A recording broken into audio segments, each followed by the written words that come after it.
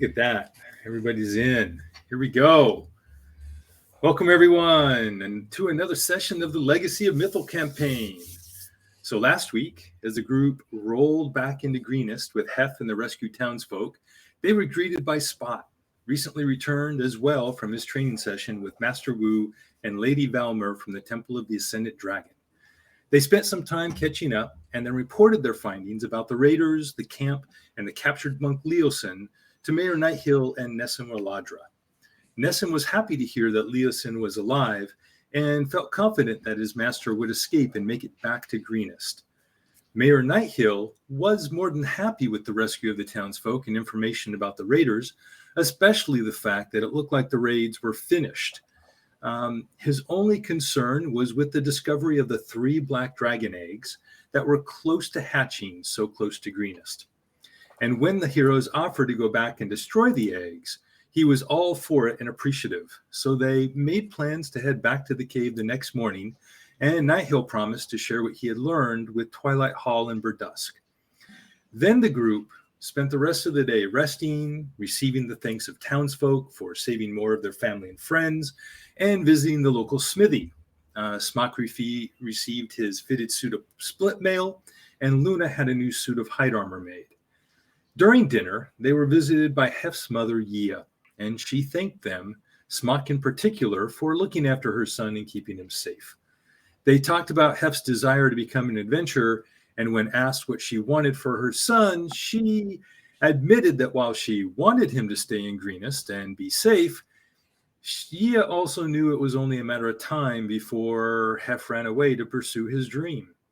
And if he was going to be adventuring out in the world, she would greatly prefer it if it was with people like them. So when the party gathered the next morning to head south again, Hef was waiting for them in the street. Now a party of 6, they headed southwest of town back to the valley where the camp was. But they had only traveled for a while before they were set upon by 2 Dragonwing cultists and 2 Blackguard drakes. Smock and Spot's horse were both hit hard before the final enemy fell, but otherwise it was a quick battle. After some healing, they continued on, and by midday they could see the camp entrance in the distance.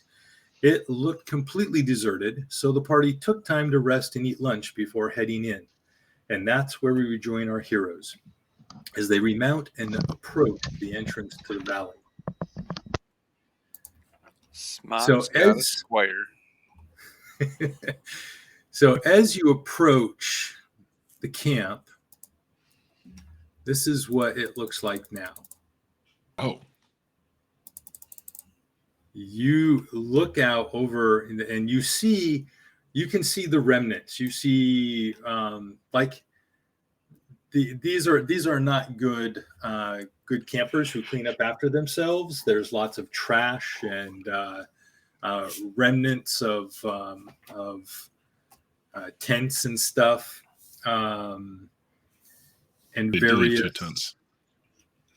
various pieces of broken wood and utensils and stuff on the ground. But otherwise, for the most part, there's no tent standing other than a couple of tents at the far end of the valley against the far southeast wall, where you see a fire is burning down that way. You had looked, you do not see, so you are all, so up in the upper left corner, I believe I have a small little token. I think anyone can control it. Yep, everyone can control it. So that represents your group at this scale. And you do not see anyone, you did not initially see anyone within the tower, but go ahead and everyone make a perception check, please. As I say, did we investigate?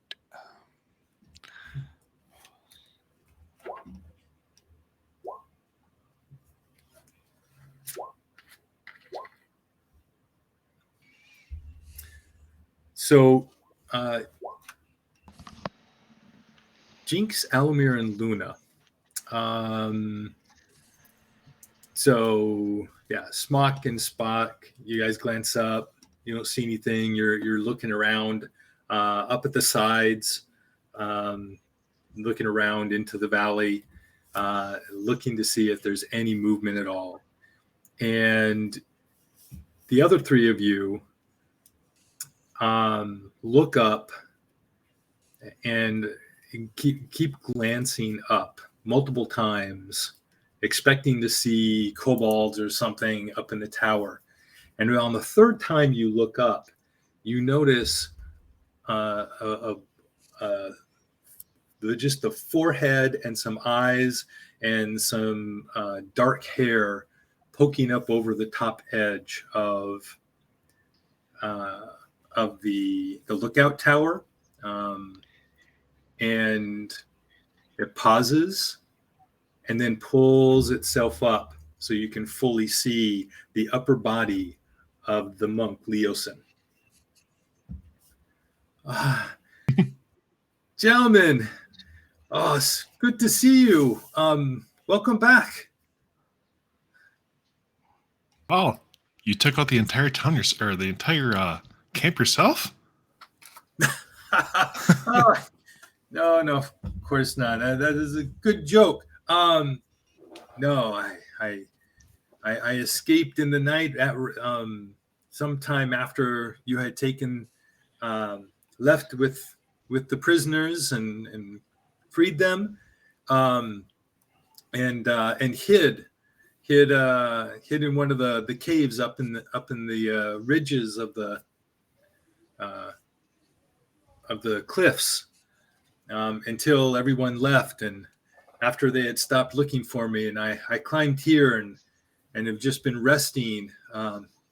I figure a good day's rest, and I should be strong enough to travel back to Greenest.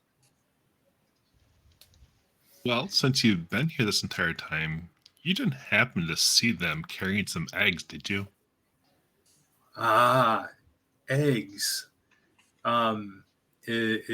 I would assume the Black eggs dragon variety. in the cave. Yes. Yes. So you know there's for sure there's eggs there. 3 of them.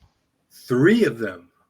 I had that was one of my assumptions that I had made based on what was going on, but I had not been able to validate that information. But no, I have, as a matter of fact, there is still a contingent of people. Resmir left with he took a group of the higher ranking cultists, and they left the valley and turned east, while the rest of the group or a group of them took the caravan with all of the treasure, and they headed west. And there is still a group here in the caves, best as I can tell, who have not come out all day. And I believe that Mondath, Lady Mondath is in there and is the highest ranking cult leader left. It looks like there's a couple of tents down there. Is there anybody, other campers still there? The hunters. There are 8 hunters who I've seen. They're the ones who stayed behind to help gather food for the people who have stayed behind and are in the cave. And how hurt does he appear to be? He's still looks pretty darn hurt. I mean, he has not recovered any health since you saw him yesterday morning. So I asked him if he'd like some healing.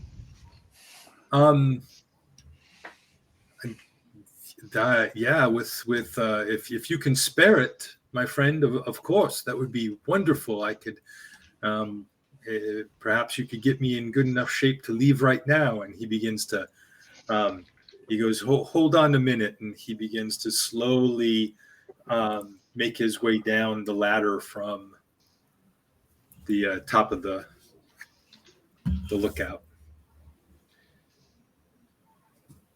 And he makes it to the ground and walks over to you, Okay. holding his side. And I gently fondle him for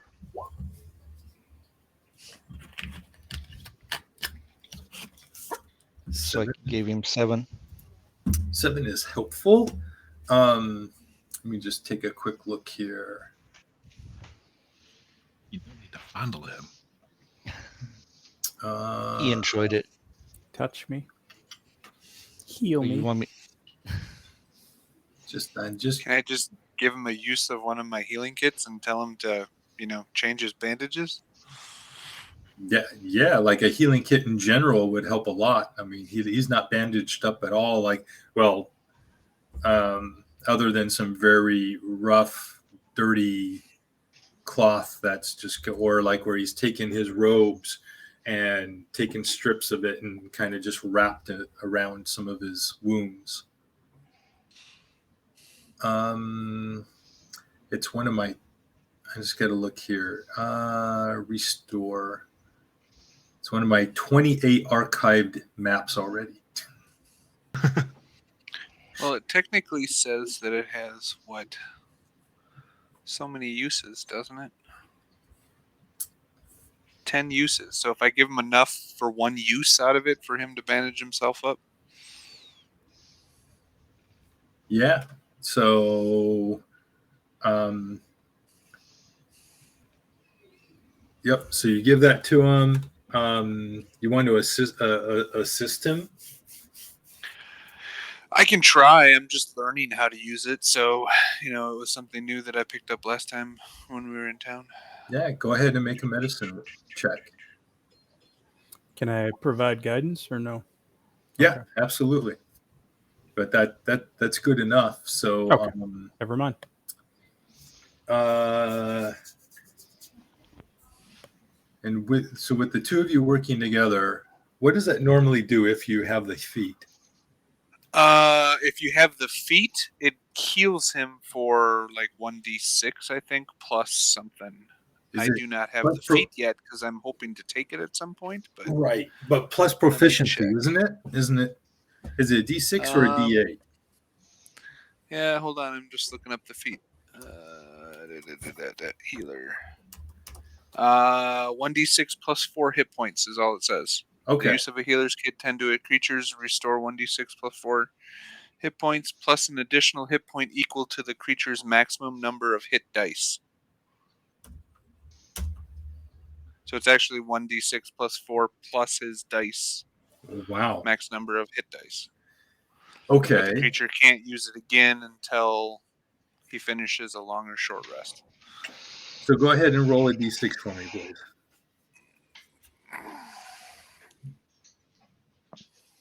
One, because I'm learning. Nice. So technically 5 hit points plus however many hit dice he has. That is appropriate. 5 is 23.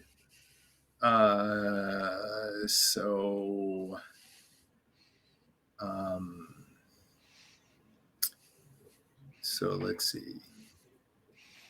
So that would be 8.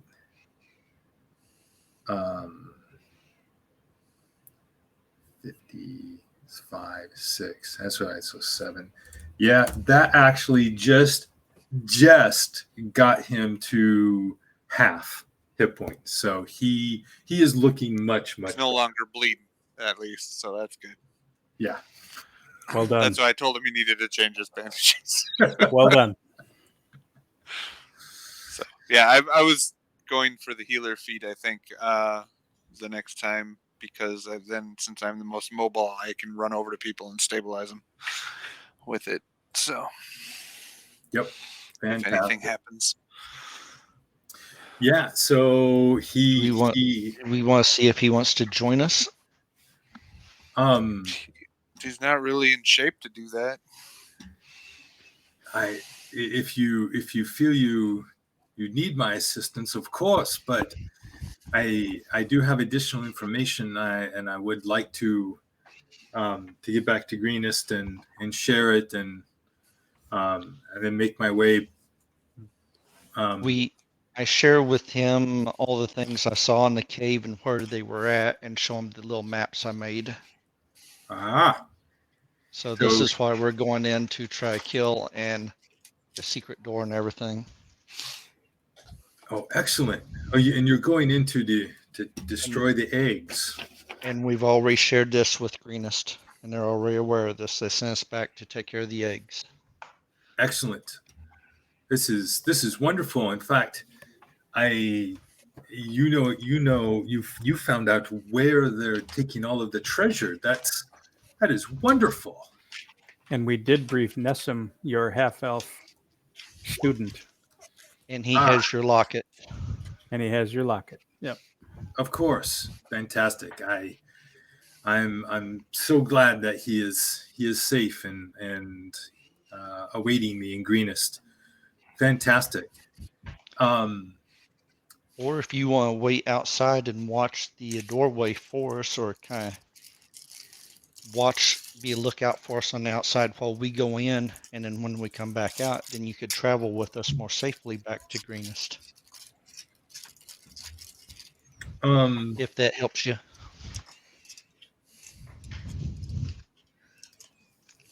So, okay. Here is my question as GM. How much do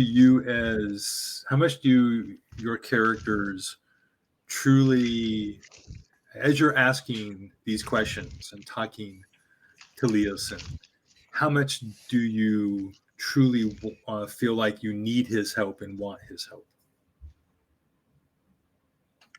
I was looking at more of it. It would make it, if he's injured, it'd make it easier for him traveling back if he traveled back with us, because we'll probably go back there when we're done here, right? Or are we going forward? I would think we're going to go in the cave, though.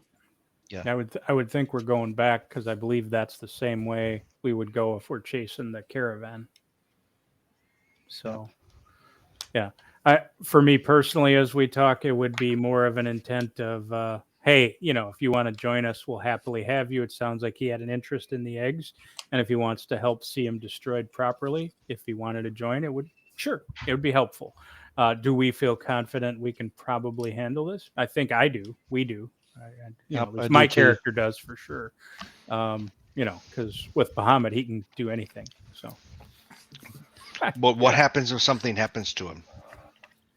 Well, that's where he can stay outside and be a lookout and stay under cover and hid. Yeah, if we trust him, which I think we do at this point, him being a lookout, it doesn't hurt to have your backside covered for sure. I don't try and give him options, because I kind of looked at when we first came to this camp. They asked if we could see, help him escape and get him back safely. So wherever he feels comfortable. Mm-hmm. We want to help, and if he wants us to help him, we'll gladly let him join. But if he truly feels independent, then the heck with us, fine too. Yep. And what was your comment, Jinx? I was just saying, I'd prefer, as long as he doesn't go near the cave and put himself in any danger. I mean, if he wants to sit up in his tower, I don't care. But I sure don't want to risk him at all. I mean, look at him. He spent an entire... Actually, I will look at him. He's the same guy who was strung up on a thing mounted and roped, and he told us to leave him be. I'm pretty confident he can handle it. Yeah, but I don't think we need his help. So, Luna, make a persuasion check, please. Are we messing up your plans again? No, not at all. I don't have any plans. I just create the world. I don't have a plan for what you're supposed to do. I was just giving him options. Yeah, master storyteller. So. Okay. We burn the tower down and we go south. So no. This is that wasn't necessarily a persuasion to go with you. Jinx, a persuasion from you, please. Okay.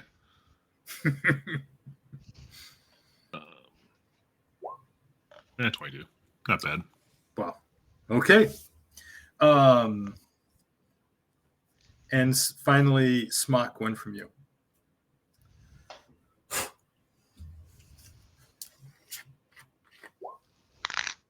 Okay.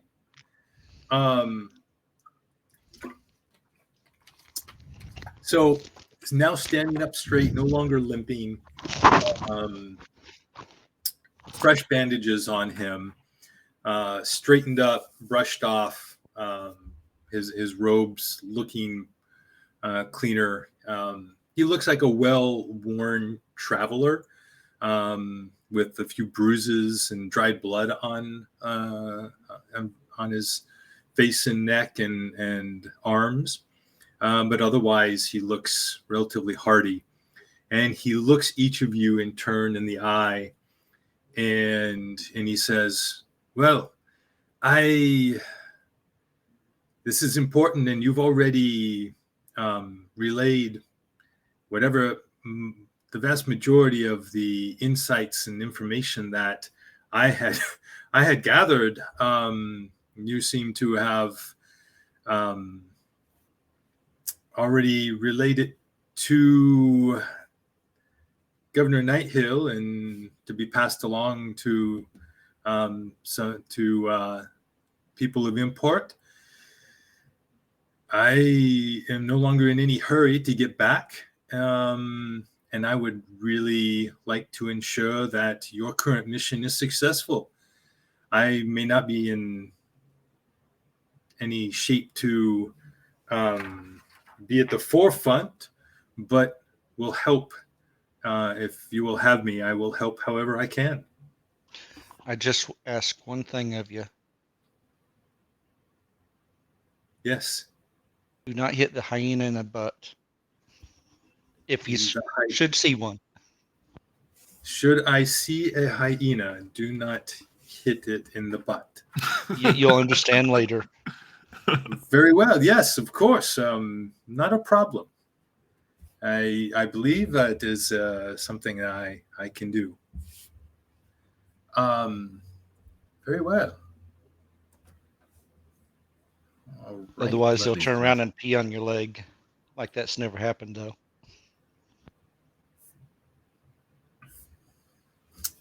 All right.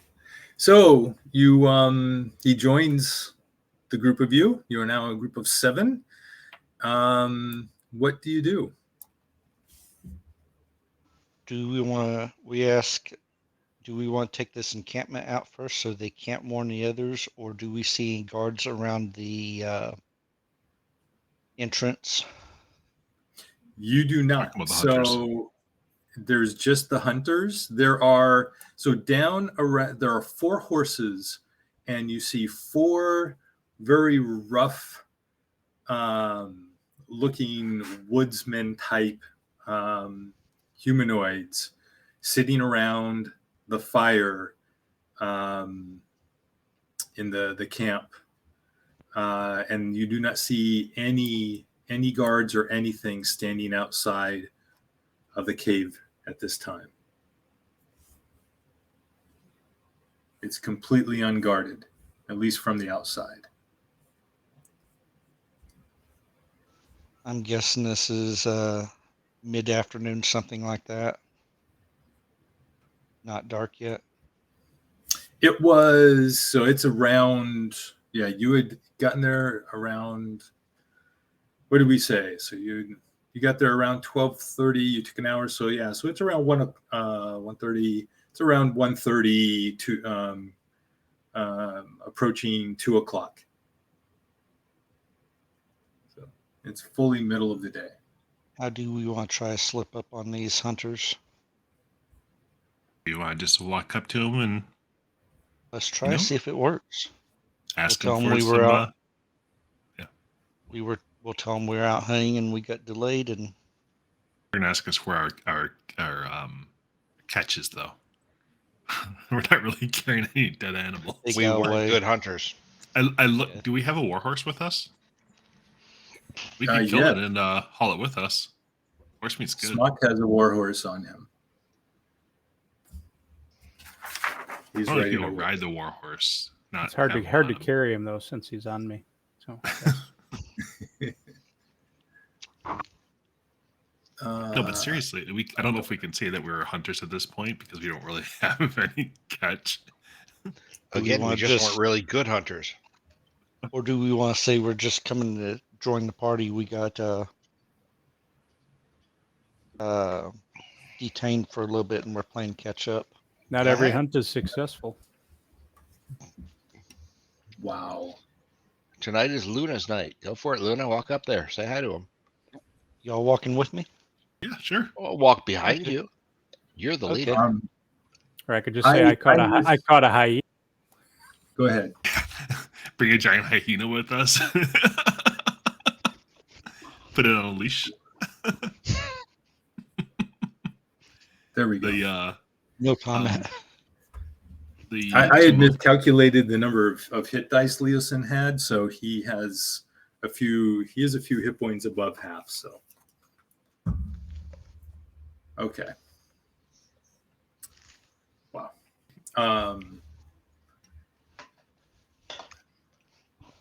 Yeah, so you go walking up. Somebody as you walk up, let's see who hasn't rolled dice yet. Spot. Roll me a D8, please.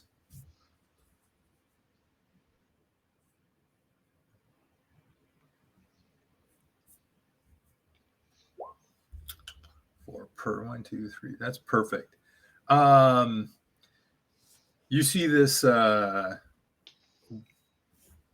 dark-haired, cropped short, middle-aged man with a well-cropped beard, standing up with some type of meat that he's gnawing on off a bone in his hand, animated, like telling a story.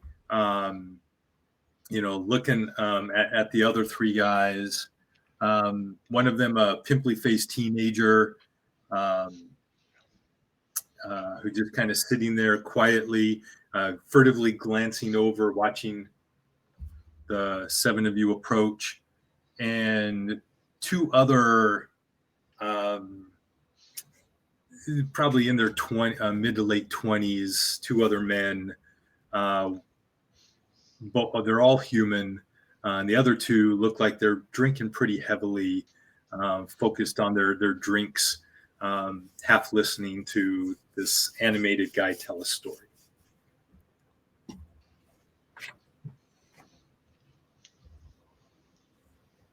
And they're all kind of like watching you as you walk up. Do you are you just riding straight up, or are you doing anything special? Say, do we want to be riding or do we want to walk in? Does it matter? I would originally assume we would walk in and we wouldn't be riding because nobody was riding before. But I mean, riding as fast as we can. Help us! Help us! We're being chased by a hyena. I'm still on the horse with y'all, so. Yeah, we can just ride. And he's on a horse. We get a little out of the camp. If there's like a post or something, we'll all get, we can get off and like we're posted up just to, We can repost. Yep. Got it. Well, the horses are there's two posts that the horses are at. The posts are large enough for 4 horses each. There's enough room on the posts for 8 horses, but there's only 4 there now. And as you approach the animated man talking, he pauses his animated story and looks up. Welcome, gentlemen. It's good to see new faces. What can we do for you? We push Luna forward, and then I just do something. I do say something like, "Well, it's just good to see a one fire going at least." This be the only camp left. The rest of them they all left early this morning. 2 groups headed out. Good riddance to them. Yeah, those stunk. The gnolls, you say? I didn't see any of them, but where were the gnolls? The upper area as you walk past to they were to the south. As you walk past them, that's where those camps were all were. The ones that were really badly there were gnolls in the kobold camps. Oh, kobolds, whatever. They're the same kind of species. They all look the same. The kobolds are a little different than goblinoids, but they're all kind of related. Similar in vein in terms of their mannerisms and etiquette and they're guess they're all a little dirty in their living and the way they live, but we all live like that from time to time. And the 2 drunk guys kind of slap each other and laugh and they say one of them says Vugren here and points to the guy standing. He rolls around in the dirt and rubs it on his skin to get clean. And they laugh. Does he look like he actually does that? I'm sorry, what? Does he actually look like he does that? He looks a little like he looks like he's been like he could have just come in from riding all day, but he looks it's possible he's a bit dirty. How far away are we from him? Walking, we're probably like 10 feet away or so because we're just talking. Sure. Because Absolutely. You're not gonna talk and scream over hundreds of feet, really. Right. Yeah. No, you can be 10 feet away. That's fine. I'm guessing we're gonna ride up and hitch our horses to the post and stuff. Yeah. Why not? That's my plan. I'm gonna cast presentation on the guy to clean him up. I wave my hands a little bit, and clean his outfit up or whatever while I'm walking up. Oh, that's a good trick. Yes. Well, yes, I do rub dirt on my skin when I'm out in the wilds. It helps mask your scent and it does help keep you cleaner than like being all sweaty and grimy. I hope you don't douse yourself in the urine of the animals too. No. I don't fight. I don't hunt anything that dangerous.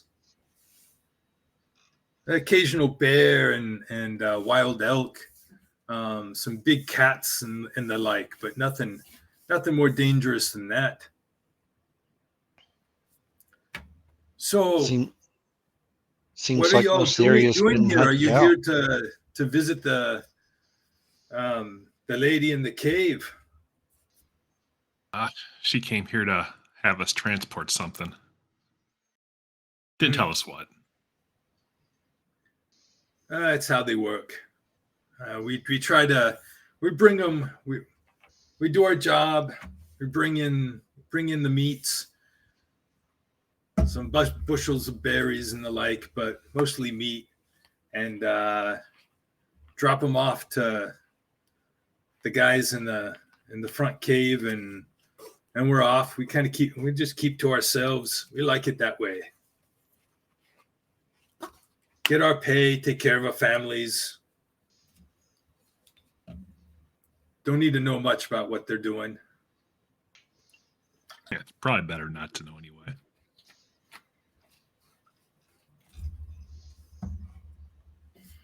Well, if they're waiting for you, you should head on in. You can leave your horses here. They'll be fine. Insight check. Yep, go right ahead. Yeah, I mean, he looks like he's sincere. Yeah, he didn't say nothing that would have led us to think any differently. No, and he seems to be pretty open, forthright individual. And everything you look around at the camp, at the horses, at the equipment that these individuals have, there's bows, skinny knives, maybe a couple of some hatchets. One of them may use a crossbow instead of a bow, but they look like hunters.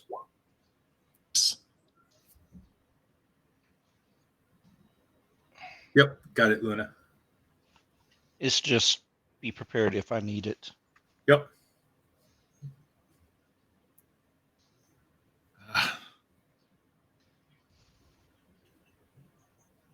Well, should we take care of these guys or go into the camp real quick or go into the caves? I was gonna say, wow. Bloodthirsty. Yeah, oh, don't worry, Luna. We'll get in the caves soon enough. Okay. You know, these guys are just like us. Yeah. They know that. That's what I was thinking. Yeah, they know those people that are in the caves are just going to be there. They're like governors and mayors and those kind of people. You know, you don't really care what they do. Or you better not to know. What's the distance from the camp to the cave again? So let's see it. Football field. Well, so it looks like it's about 100 feet. Actually, 180. Yeah, yeah, about 180. Just kind of calculating in my head sounds of battle. If we would want to go that path, but yeah, I hate leaving, other things on our 6. See, that's why out of storyline, that's why I'm torn on. Do we leave somebody behind us that might be able to get us, or do we subdue them first before moving forward, but risk letting the people in the cave know we're here? Question, I guess, how many hunters are there? There are 4 here. There are 4 here? Mm-hmm. I mean, you were talking about leaving Leosin or whatever anyway. They originally were kind of to watch our back. We asked Leosin if he wants to stay here with the hunters or go in with us. I guess. And does Leosin seem to know any of them? Or have seen any of them? Well, he had already told you they were there. He looks at you quizzically and is like, I think I could help you more in the cave. Okay. That's what we were thinking. Just trying to decide which way to go here real quick before we go to the cave. And you can tell, like, you were trying to insinuate that he kind of keep an eye on them. Totally went over his head. He missed it completely. Yeah, we're at that dilemma right now, out of character. Do we kill them and allow people in the cave, or do we go in the cave and allow them to attack us from behind? Or do they just go, we ain't touching it, and leave? They're just here for the paycheck. Get home safely. We don't need to do anything with them. I don't want to chew on one of their legs if I don't have to. I don't like the taste of dirt. Yeah. What? The one teenager looks like he's maybe a year older than Hef. Yep. Okay. Well, let's go then. Let's go in the cave. All right. Leave the horses behind. Yeah. I want to give my horse some feed or whatever, and then make sure it's secure, and then walked away. All right. Luna front tank. Smock back tank. And y'all know about the secret entrance area. Do we take the secret entrance in then? So you want to be in the back? It seems to be how we've fallen in the past, so I have no problem following with that because Luna seems to make a pretty good tank. So probably something like this. It's all about the team. Whatever works for the team. Just a side note, anybody who has a red circle around them is usually a bad guy. So you're in a good spot because there is a bad guy right next to you. So yeah, I would just point out that the token was created by Cobalt Press, not by me. Before we I would have made him yellow for an NPC. Before we start moving, you want to put my alt character up there? Oh, my big furry baby? Yeah, we can do that if you like. Let's just make it easier for you later on. Sure. So when I do switch. I have nothing on my screen. Is that correct? Scroll out and then lower left side. Upper left side. Upper left. Or middle left. Yeah, I got nothing. Is it middle left? Upper middle left. Upper middle left. Look at.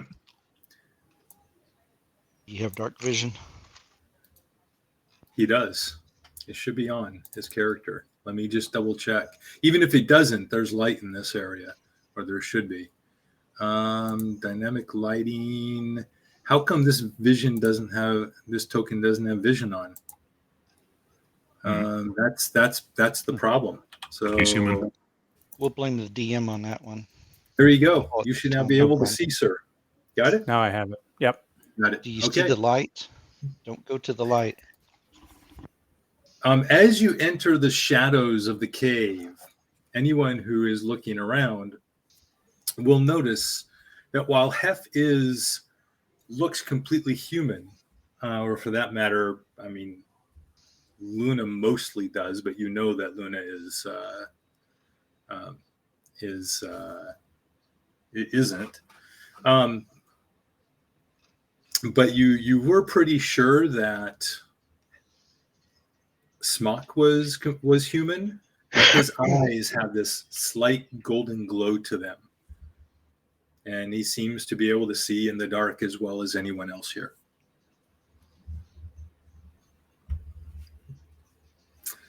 All right. So yeah. So you remember this is the entrance to the cave. His golden eyes. Tiamat has golden eyes.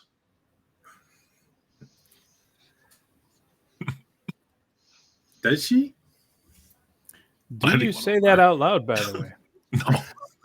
Okay. I'm just throwing it out there because if you said it out loud, there would be a response. So feel free. All right.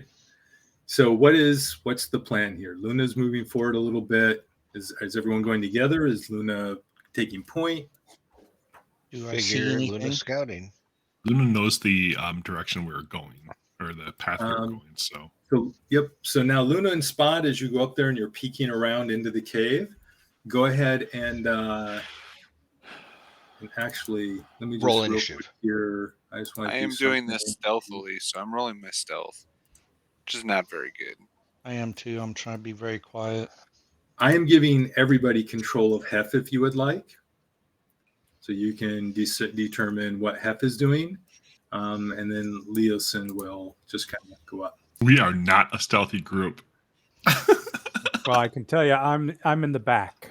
So I'm getting all my bed rolls out of the way ahead of time. Clunkety, clunkety, clunkety. That's good. Yeah. And then Spot and Luna also roll perception checks, please, as you look into the shadowed section of the cave as it goes deeper in. See, that's why I rolled stealth earlier. I got rid of the bad roll. So I do have guidance should anybody need guidance. Luna, you look in, and I'm going to just do something here.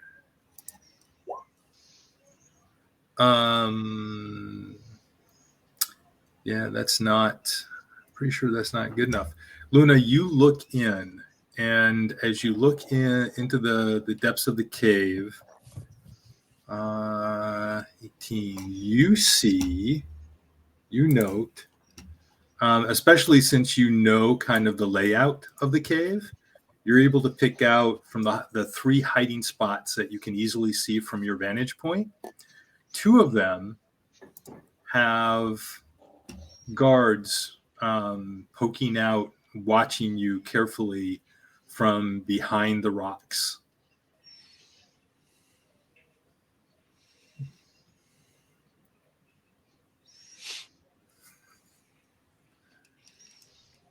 Is there a mark on the map where he sees or where he expects him to be? I don't know if he's told any of us where he expects them to be. Oh. I had, if y'all remember back when I showed y'all the maps, the very first one, it did show one there on the first map when I was coming through as a spider. But I do let Spot know, hey, the first one that was there on the map I drew for everybody, he's there, but there's 2 others. One that is 5, 10, about 15 to 20 foot further back towards the right, just around the edge. And then there's another behind another post that I see. I will It's step back and let everybody know then that the guards are watching us. We have at least 3. We want to just go in and see how it goes, and then I'll change if I have to. And then I do whisper in Leosin's ear, this is an apprentice under training, and so let's just take care of half a little extra if we can while we're in there. I understand. Yes. Thank you, Leosin. I will. As I am watching as I am helping out in the back here, I shall make sure he stays safe. Thank you. Of course. All right. So who wants to go in with me? You're leading. I'm just pounding back 10 feet behind, so. All right. I'll let them know. Yeah, if you're telling us you're just walking in, we're going to wait here and see how it happens first. Well, hold on. If we're walking in like we're invited here, we should walk in like we're invited here. Like we own the place. My plan is to walk in, and if I can get between all 3 or closest to the middle one, I will change then and take him out if they do not allow us to walk past. First, I'll tell them, hey, we were ordered, go back to see the boss. But if that doesn't work, then I'll change and then start the attack. Unless y'all have a better idea. We're good. It's fine by me. So we walk in like we own the place? Yep. So you begin walking in, and when you get right there, or 5 more feet, when you begin to cross into the cave, this one steps out and says, "Halt! What are you? Who are you?" We were called to help move some stuff. I think not, or I would know. Come no further. Better check with your boss. Wait, that's confusing, isn't it? He says come, and he says no, and he says further. Which one is it? Stay right there. He yells back. Go check. I said come no further. We were told to go move some stuff. You will stay there. I'm not making the boss mad. You can go make her mad. Kill the intruders. And as soon as he says that, I change. And I need everyone to roll initiative. Would Leosin have stayed where he was, or was he walking up with Spot and or Alamir? Leosin would have moved up to right there. Okay. And Hef probably... Let me get this open. There we go. Let's get some... my apologies, I didn't have that open sooner. Let's go ahead and do... Actually, I should be able to do it here, right? Let me see. Oh, get rid of that. Why did they change that on me? Where's my big furry hyena at? I think this is it. But it didn't do it, did it? It did the initiative for Leo Sim, but it didn't automatically add him. Okay. And Smock needs to be changed to a 13 and 18. 13, got it. Thank you. And let's do Hef. Oh, wait. I don't Smock, have you know Hef. you can just click on your own in the turn order and change it yourself, right? Oh, I didn't know that. Yep. Yeah, you have access to yours. Oh, cool. Where?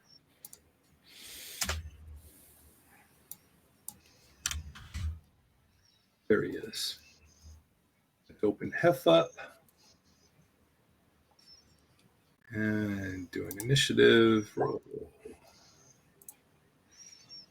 I wish it would also add it when you did that, but it doesn't.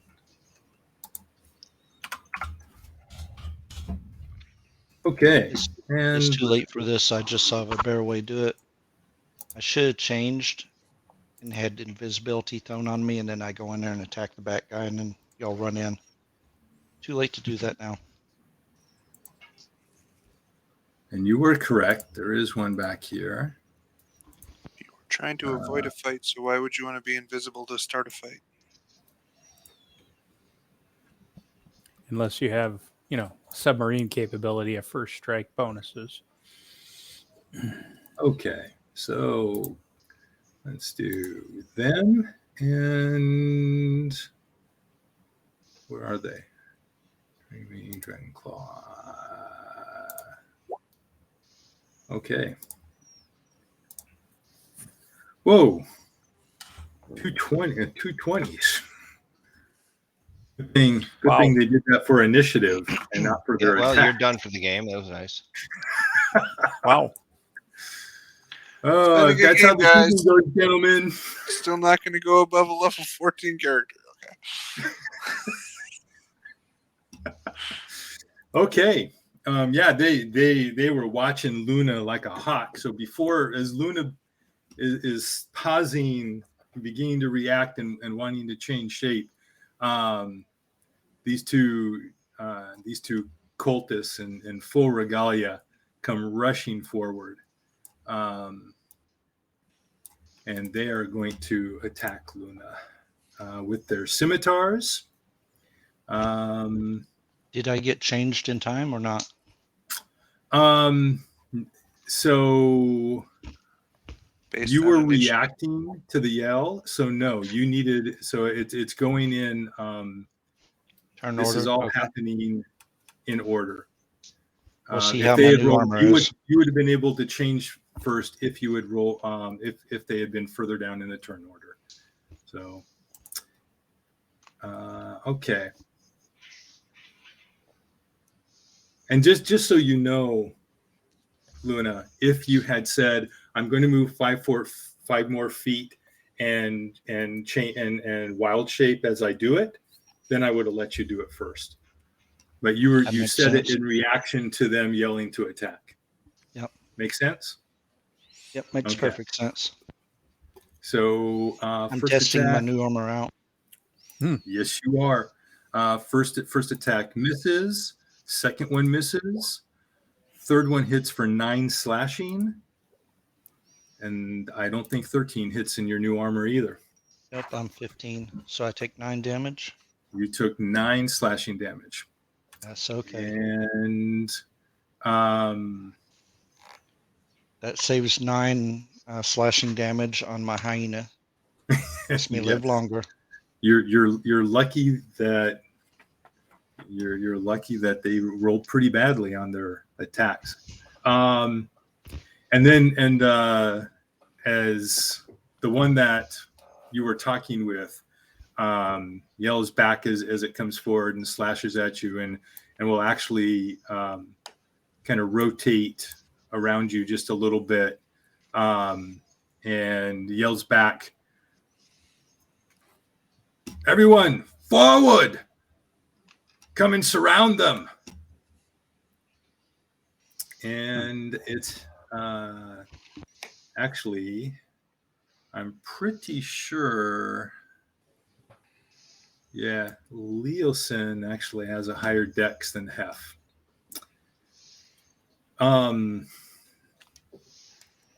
Leosin doesn't really know you guys and your capabilities other than what he's kind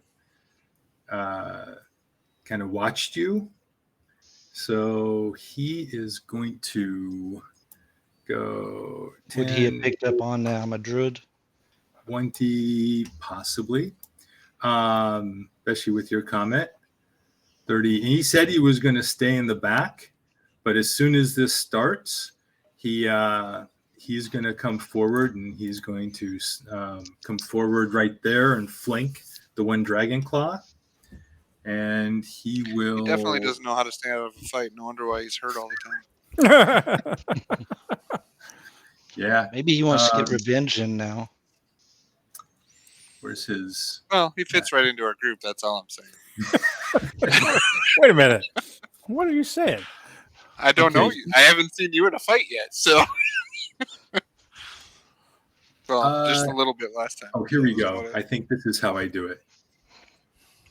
All right. Well, that does it. It's just way too much information. I'm rolling him from roll 20 because he only exists in roll 20. All right. So he hits for 5, and then he misses, and then he hits for 8. So he does 13 damage. And he pummels this guy twice. And the second attack is a knee, and you hear this crunching sound as he breaks 3 or 4 of the guy's ribs right through the armor. And the guy just stumbles and is just barely standing when he's done. All right. Hef is going to take up a position right behind Spot. He's not going to get any closer. He is going to follow orders and just stand back and shoot his short bow. Whoa. And he does. Did he get the upgraded short bow from Martin or not? No, he has not gotten a new bow yet. But he finishes off the one that Leosin was attacking, and drops him with an arrow right through the neck. Alamir. Well done. Alrighty. Gonna do the poke. I can go through because they're just standing. Okay, I'm looking to see. And do I actually see this guy, or does he have 3/4 coverage? He has 3/4 coverage. You do see him, but he's. What about this guy right here? Just regular? No cover. Nope. All right. Well, I'm gonna just say hello to his little friend. See what happens. And at that point, back around the corner. Yep, does not hit. All right. So now, there's at least the. Okay, I'm just going all crazy here with the map. There we go.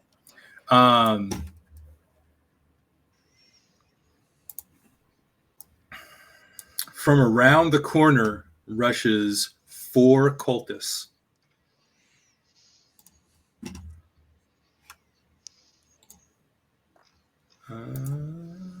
What's going on here? Come on. Why didn't that? They're shy. Work? Yeah, they are. There we go. Now we got it. So 10, 20. This guy will run up and keep cover here. 10, 20. This one will run up and attack Luna.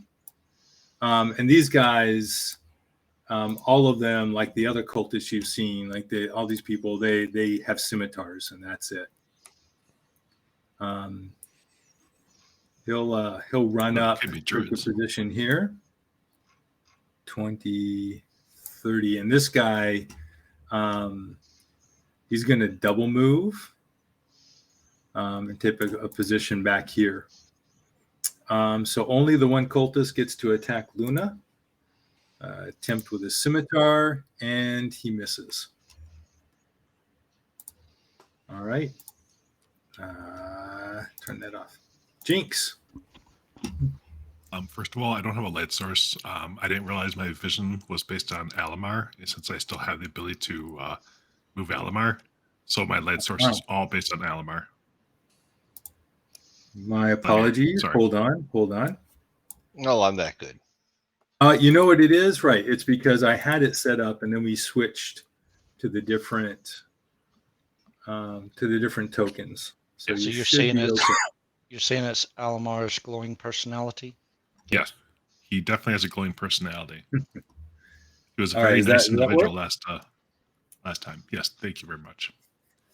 No problem. And just so you all know, the 3 cultists that moved forward, these 2 cultists here who moved forward but didn't double move, they're both in dodge mode. You can tell they're defensively preparing for attacks. Isn't that special? What? Smart opponents? What is this silliness? I don't know if they're so smart as they are very dodgy. I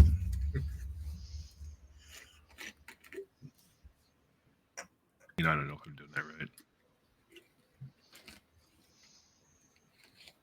Sounds like they're letting the dragon's claws do all the work. Yeah. Is that a radius or is that a not radius? Luna, you do notice immediately this is not obviously during the day. Their setup and positioning and numbers are obviously different than what you saw when they were sleeping or before the camp left. Yes. So some things have definitely changed. So right about here-ish, Mm-hmm. I'm gonna go ahead and just try to make this a little bit easier, and I'm just gonna cast sleep to try to throw some of those down. Okay. I hate when it does that. So how many dice we got? Apparently nothing. That's weak. Wow. Well, the lowest hit point ones want to be, but I don't think it does anyone. Probably. So this one in the back that had double moved, he slumps to the ground, and that's it. Yeah, that was weak. And I give inspiration to Spot because he can go up there and probably remember to use it. I really hate that they got rid of the Z's, the sleeping one. Yeah, well, it's only one, so. Hey, that's one less to fight. Which one were we using before? There's a little person sleeping. If you click on your character and whichever one you want. Other than the fact that Roll20 just went unresponsive for me. Let me see if it'll come back. Let me switch something here. That just means there we go. I got it. Jinx broke it. Yeah, I don't see a guy sleeping. I thought there was one, but yeah. Oh well. At any rate, we're just gonna pick something here. We're going to pick this one just because. There we go. He's sleeping. All right. And then you used your bonus, and Smart, your turn.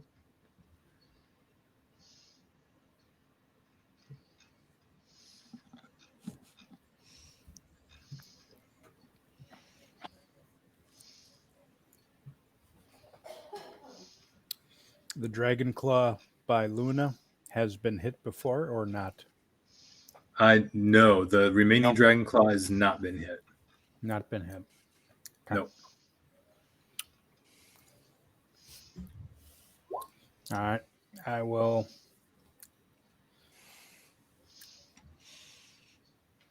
cast Toll the Dead on the Dragon Claw. Okay. 14 Wisdom save. It Does not make it.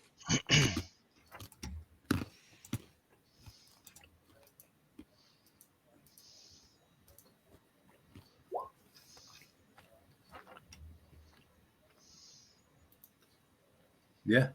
Why didn't it turn that green when you rolled max? I don't know. But anyway, yeah, you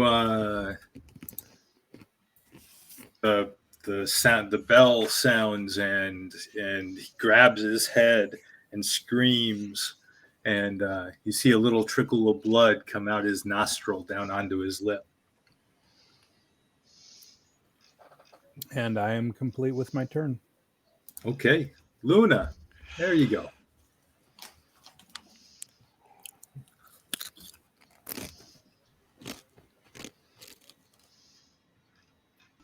Where's my big furry at? Oh, I'm sorry. He is right there. Your bonus action mean changing first, or are you casting anything before you change or doing anything that way? When I do this, it's best I just bonus action and then attack. Just future reference, if you have bark skin, cast that before you form, and it increases the AC of your monster you're changing into. Sweet. I don't have bark skin yet. I'll have to. Yep. And the only thing that could happen is you could lose concentration as you get hit during combat when you do get hit. But other than that, yeah, until then. I need control of the hyena and the light fixed on it. Or at least control. Well, control by determined. All right, so right, because I just pulled them out. Luna. I'm so demanding today, ain't I? Sorry about that. You are. You really are. What? Leosin hits him in the butt. Yeah. We'll go I ahead. told him if he hits a hyena in the butt, the hyena will probably pee on his leg. So. All right. How's that? Is this where you look at him and you say, "Don't hit the hyena"? I just changed in front of him, and I am attacking this one right here, the dragon claw. Yep. And I'm gonna bite him. See how tasty he is today. And a 12 misses. Does not get through the armor. And that's it. Okay. Spot. Not very tasty. Yeah, say how tasty was he? Just don't get like that, don't change into a frog and then eat something that you don't like because it's stuck on your tongue, man. He looks at you and says, "Cultist is not on the menu today." 35 movement to there, and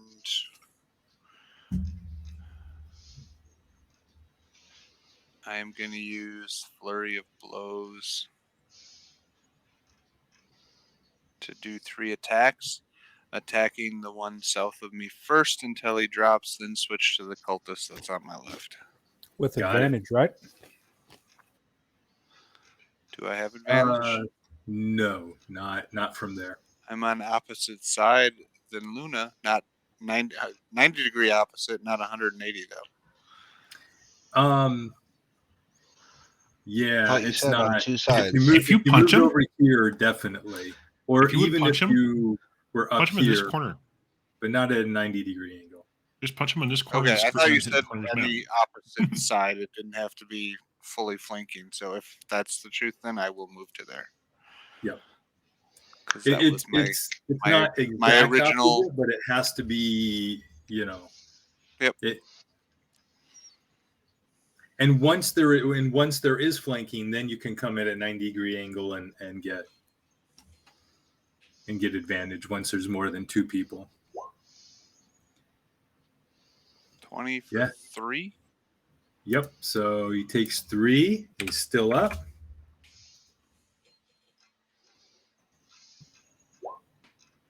And that hits. And that is enough. And then I'm going to attack the guy above me then now. Okay. For my 3rd hit. What level are we? We're 3. How many attacks do I get?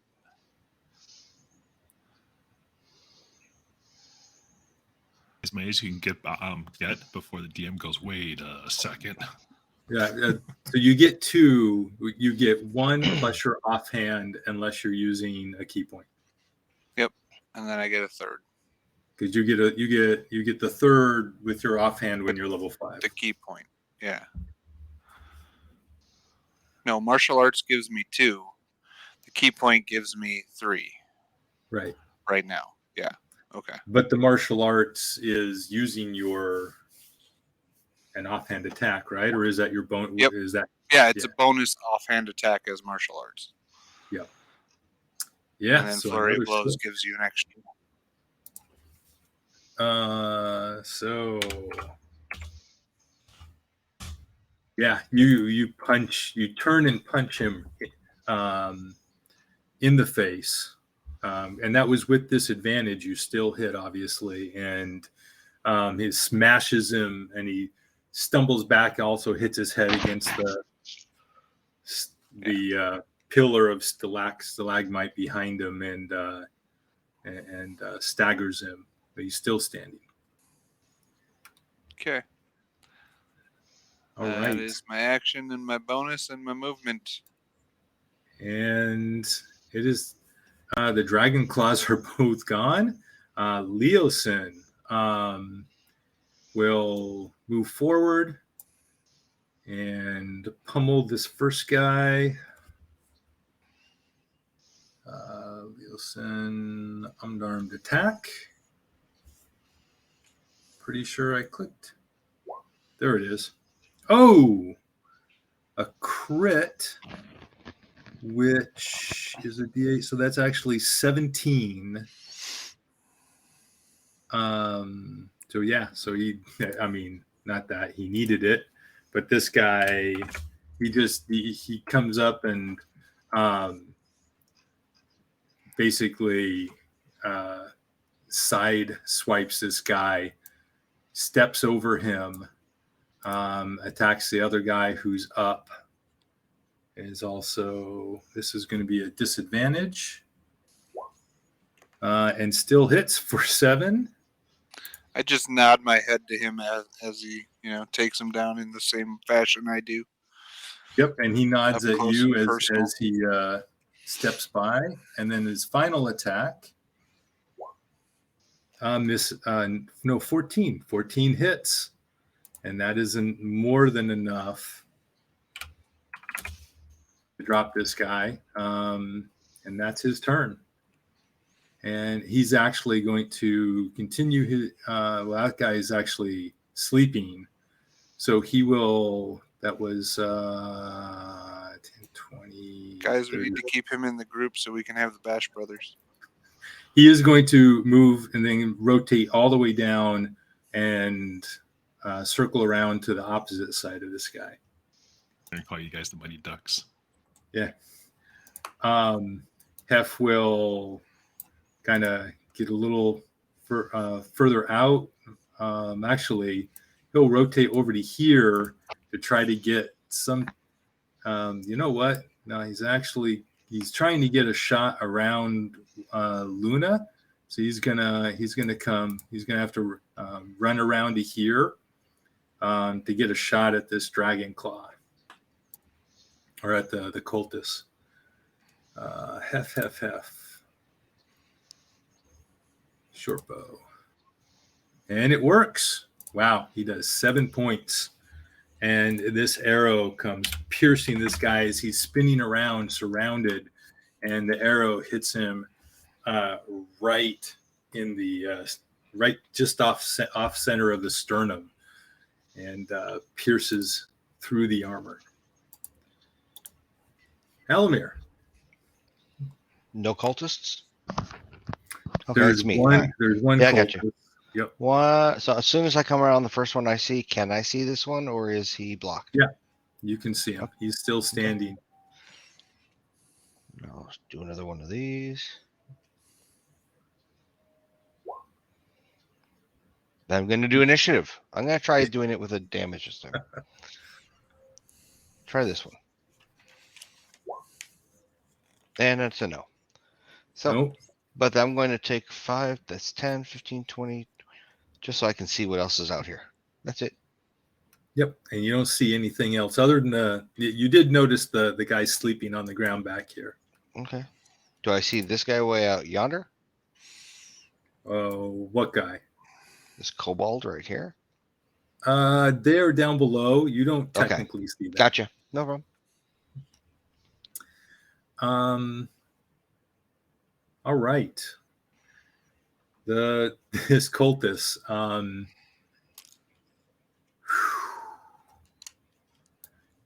Yeah, he knows he's dead. So this is going to be an interesting role here. Hello, cultist. What you're going to do is you believe you're going to die in the service of the cult of the dragon. If he runs, he dies tired. That is very interesting. So he turns.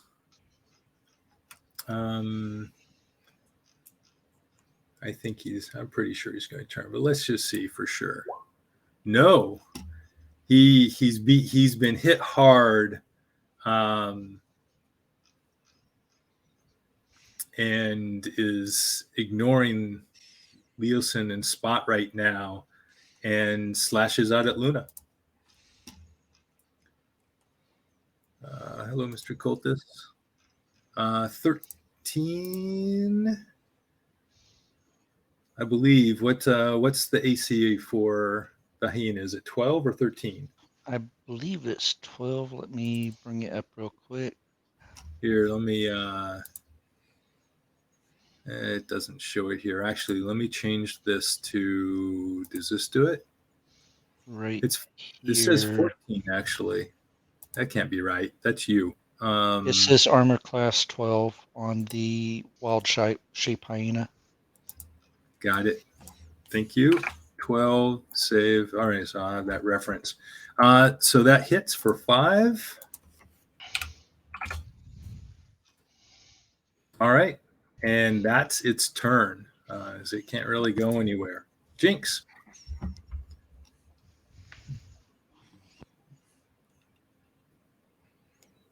Since we already have one, I'm gonna run up there. And I'm going to take one swipe at him too, just because I want to be able to try to hit something with my rapier. Okay. And I do get advantage because there's a guy opposite of me. Oh, yes. You definitely get advantage. Because I needed it. Yes.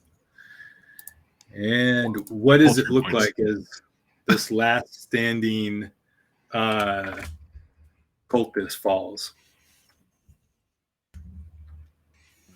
I was just gonna, do the rapier right in the face, right in the neck. So, I mean, blood spurts. I mean, that's pretty much it. So you see this one right here? Yeah, but he's sleeping. Oh, sleeping. Yeah. So he was attacking. He's so focused on the giant hyena, and you just run up and skewer him right through the neck, and he slumps to the ground. And all that's left now is the guy sleeping. And a kobold, I can make heads or tails of, so to speak, further down the line. So we were trying to remain as quiet as possible. Well, there was a lot of yelling.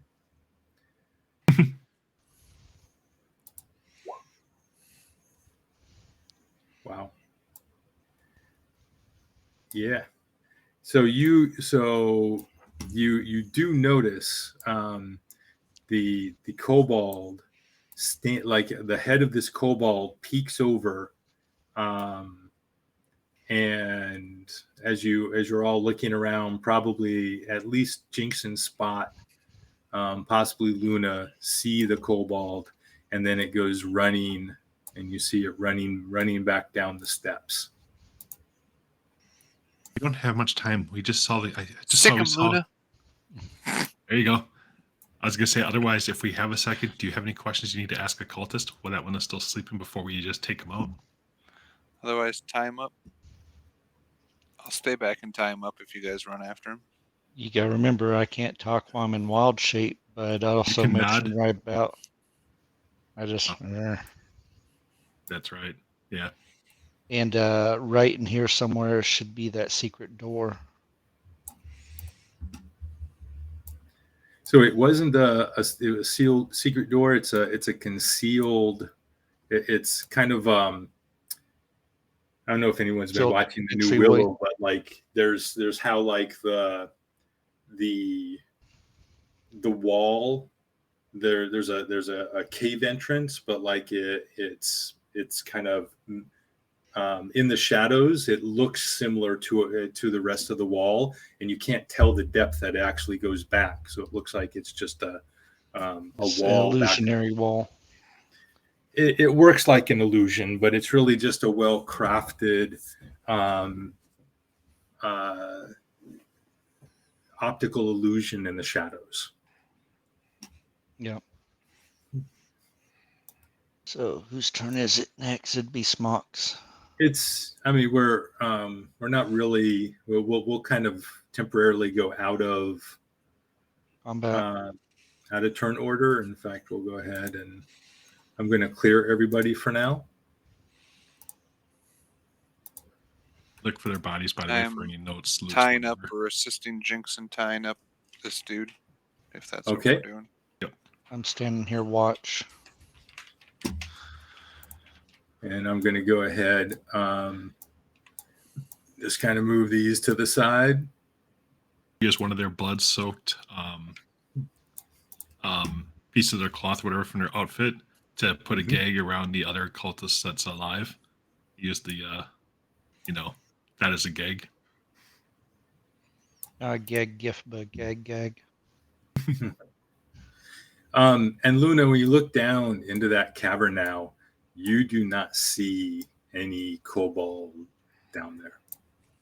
It's that cavern of fungus, and you just see the fungus right now. There's nothing down there. And I'm guessing the night before we would have talked how we would have cleared the cave. So would we want to take this more hidden, obscured entrance to get to the boss quick as we can? If I remember correctly, that's a quicker way to the eggs too.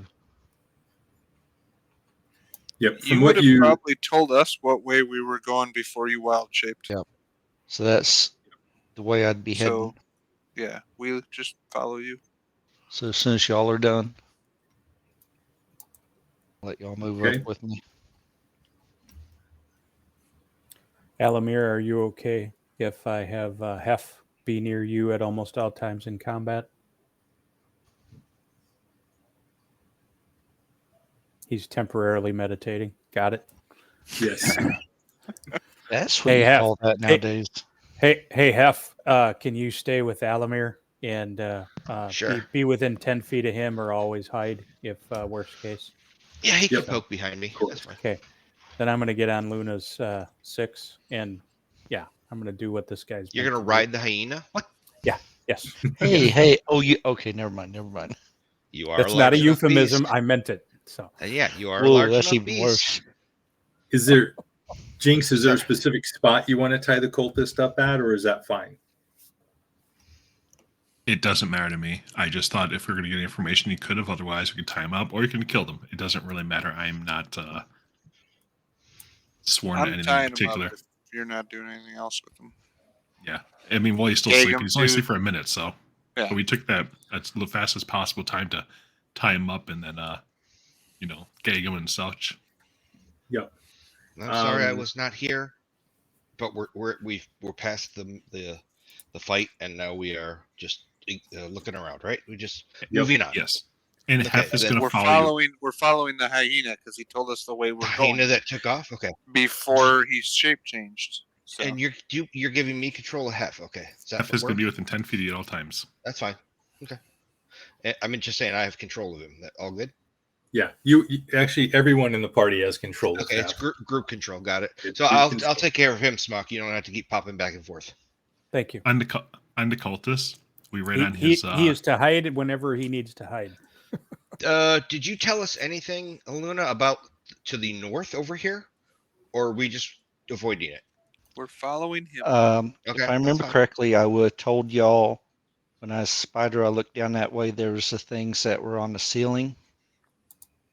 that would be bad to fight that the spider was scared of. Okay. I'm trying to remember what they were called. Sturges. Yeah, Sturgis. And that going that way, you knew like it was a huge roundabout Bad way to jujubes. get around to the main area, as opposed to going through this. So Luna, Luna and Smock, are you trying to be quiet, or are you just? It's possible. You never know. A giant dog and a guy in armor. But if the guy in armor is riding him, he's not making noise. That's true. I wouldn't presume to ride him unless he said do that. I would If not you want presume. to make more noise. Click, click, click, click, click. If you want to, you can reach down over my head and stab them as I bite them. So before we fine with that. continue, Spot and Jinx, are you guys going to be? Where are you guys going to be as Luna heads into the cave? I would assume it's going to take us a round or two to probably tie this guy up. But this is after that. Like you had this Oh. this is after you finished tying him up. Luna took a spot to guard, and then after you were done, he began moving down. I do gently my poke stealth, by the Luna, way. gently in the back, not the butt, and I say, "Hey, let's wait for the rest to catch up." I accidentally have a little bit of gas when you rub me there. Stinking cloud is what you're saying? So, Don't got poke the hyena. Got it. Very I'll just do bad things Very for digestion. All right. You tell me when they all caught up because I can't see around the corner. Yeah. It's dark. So Luna and Smock, perception checks, please. Oh. And I need a stealth from Smock as well, please.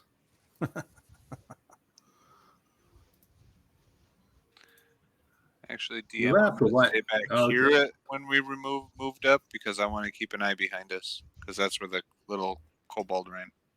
Yep, and you don't see anything back in that cavern, although other than there's tons of brightly colored lichen and fungus. It's a cavern of like a garden, a fungus garden. Okay, that's fine. I'm just again keeping an eye like 180 in that direction in case he comes bringing something back. So Luna, from your vantage point there, you should be able to see this dragon claw in a bed sleeping down here. Can we coup de grace? Technically, it depends on who it is and levels versus hit dice, that kind of stuff. But yes, it is possible. Just an idea.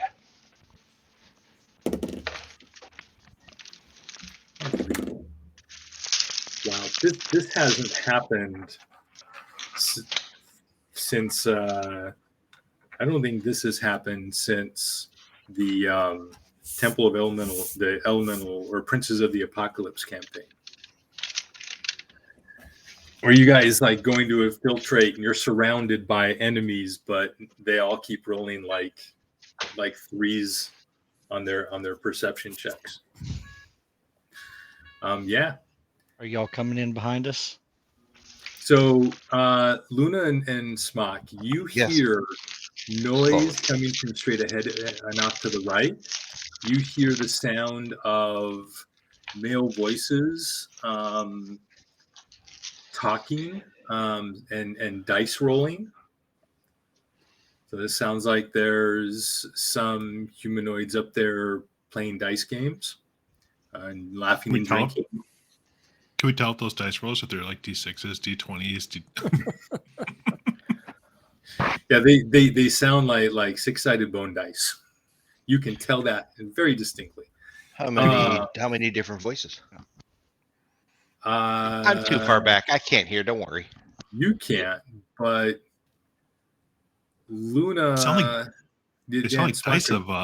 They sound like the bone dice of a platinum dragon. You hear at least three voices, at least three different voices. You hear talking coming from the left, from down here, from the room with the sleeping, one sleeping guy.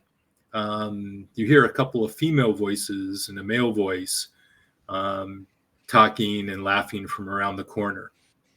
And one of the voices, female voice from the south of you, from this room down here. Okay.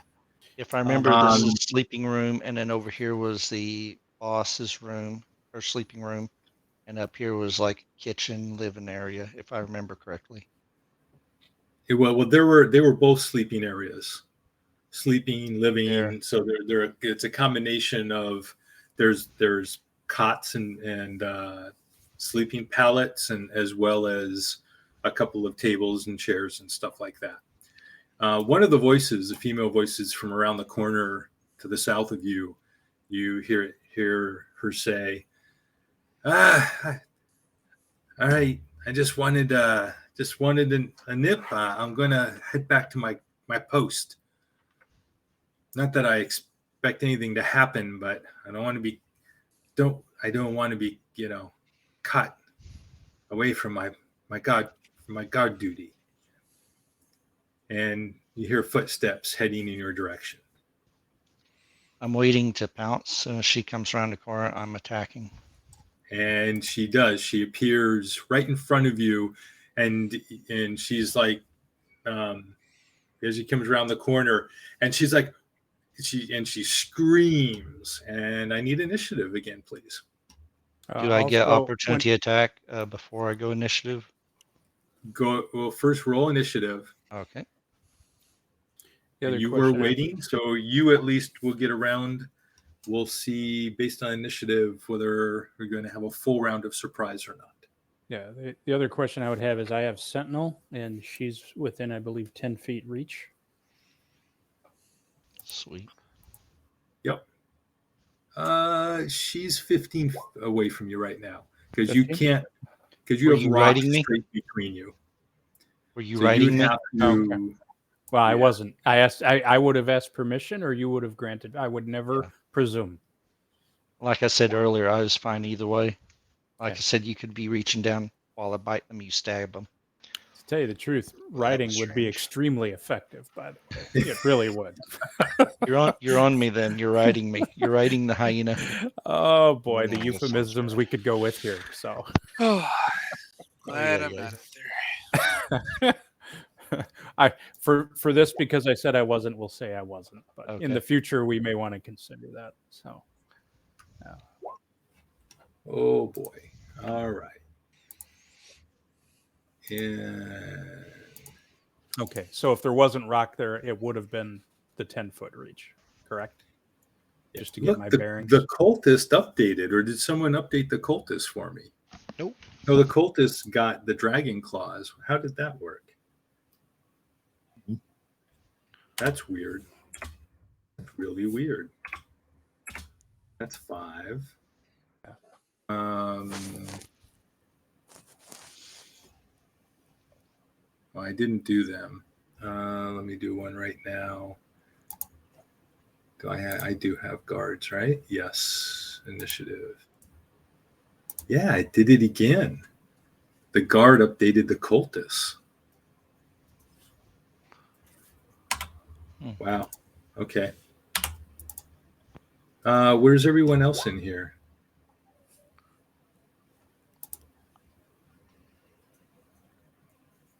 Oh, you know what it was? I had the wrong thing highlighted when I rolled.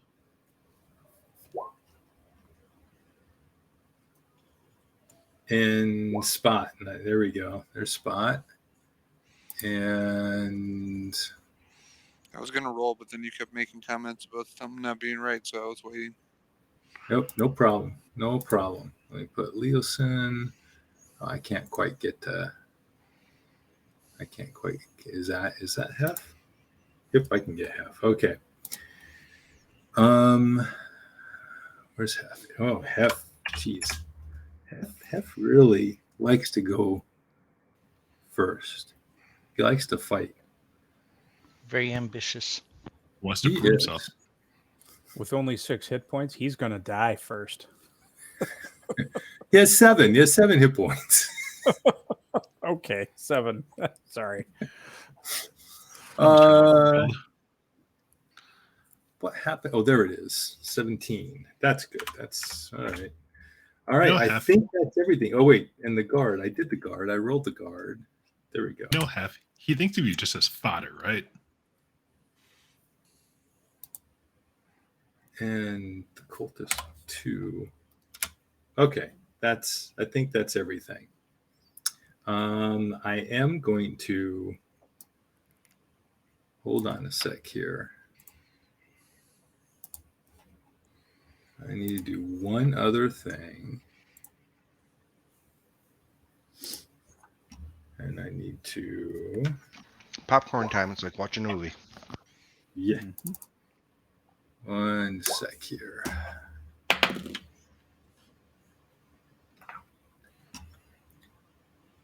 Okay.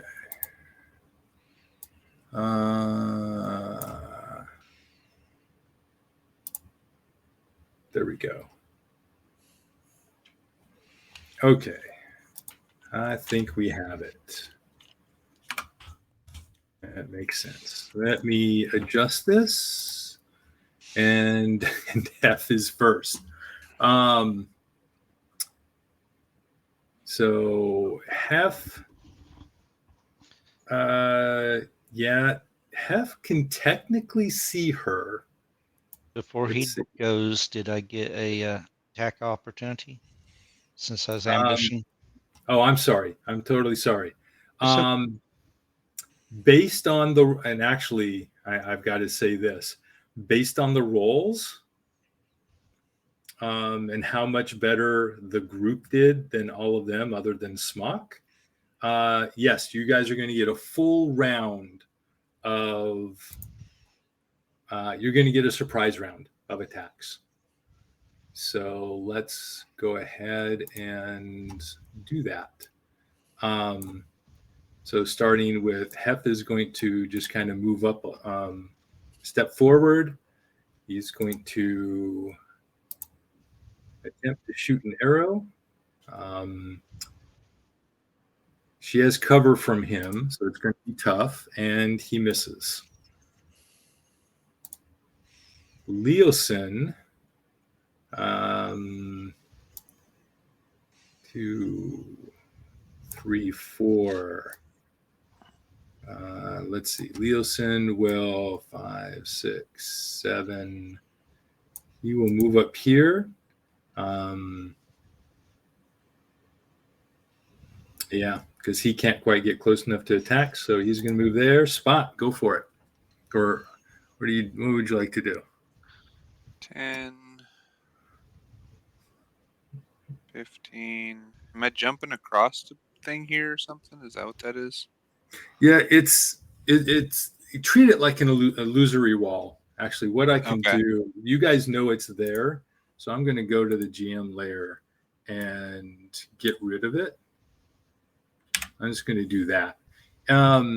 It's the wall, the tunnel blends into the wall and makes it difficult to see. So, but you know it's there, so you just step into the tunnel. So 5, 10, 15, 20, 25, 30. Based on where I would end up, that's as close as I can move right now, I guess. Because I don't have enough room to move through anybody else, so that's my turn. Actually, technically, I think what I do to this is if I put this on the map layer, there we go. So once you know it's there, then how's that? So now you clearly see the tunnel. That works. All right, so Spot's there. Jinx.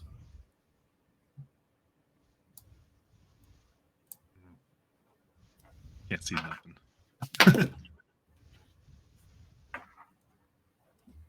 Yeah, it's a tight spot to have a round of surprise attacks, isn't it? Yeah. I will. That's why he gave it to us.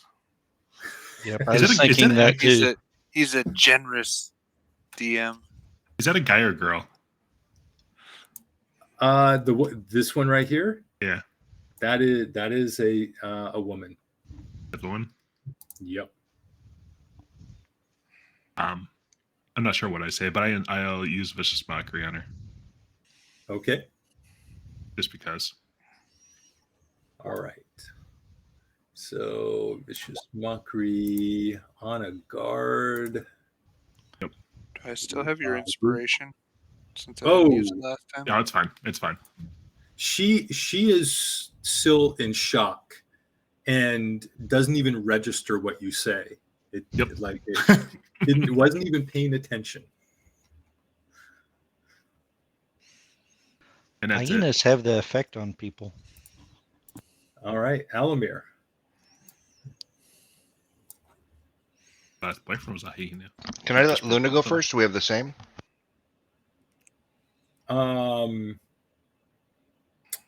Technically, yes. If you'd like Luna to go first, go for it. Yep, that works. Yep, I'm gonna place my new chew toy right there in front of me. Okay. See how she tastes. And you do not. She might be. Actually, no. You know what? No, she's not wearing any armor. Or she's wearing leather, but she has no dex to add to it. So you actually hit her. Wow. And a 12 and 13 damage drops her. So she's in shock, and you just reach forward and rip her throat out. She falls to the ground. Since he's there, we'll move her off to the side here. Okay. Since he's there, blocking my way that way. You could go through him. Yep. Do I want to go left or right then? Because I know I hear voices down here, and there's voices up there. Yep, and you do know, and you see all you can see the sleeping, and you do see what you see up here. You see these two guys that you can see are sitting at a table playing some kind of game, and they're looking over and just starting to stand up. Okay, in that case, I'm gonna run up here.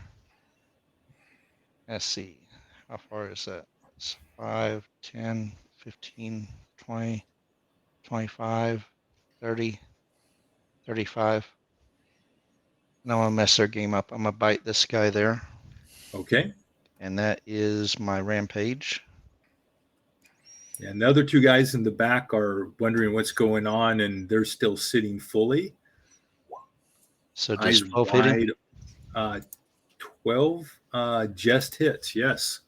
And 14 is enough to drop him. And that's my move. Yeah. All right, Alamir.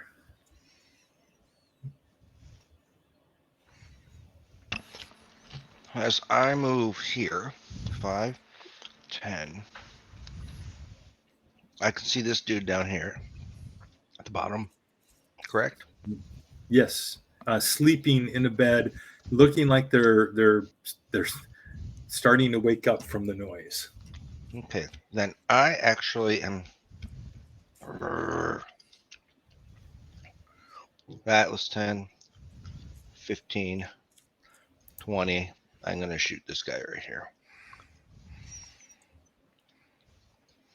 Okay, if I can find it. I'm not going to go that far. I'm going to pull back a little bit, but here.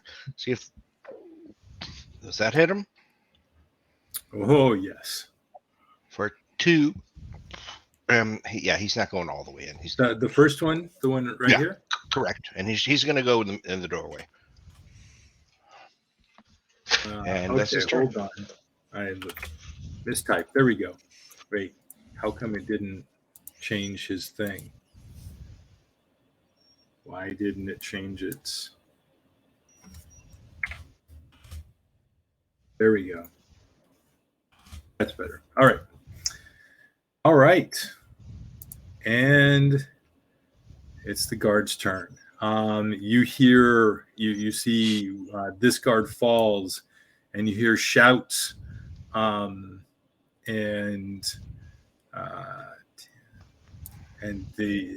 some 2 more guards appear, And that would be an opportunity attack? Not yet. Sure. They have to leave Sentinel. your. Well, actually, no. You're right. It's when they enter your range, right? Yep. Mm-hmm. Yes. So go right ahead and use your reaction and attack as this male guard enters. Yep. That hits.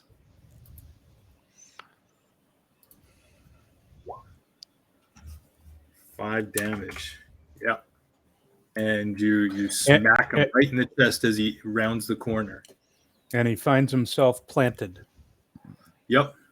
And then the one behind him pushes around and comes through, and actually, comes here and looks over at you, but sees Leosin right next to him, and turns in it and tries to attack.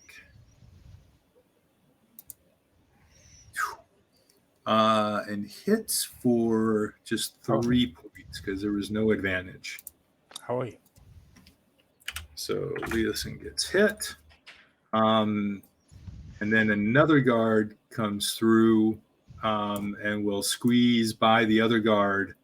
I'm just going to leave him right here against the wall, and he's going to try to hit you, Smok.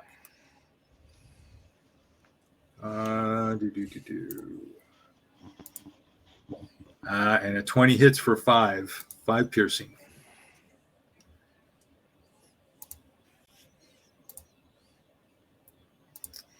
And it's your turn. Leosin does know he's my wall between that side and this side.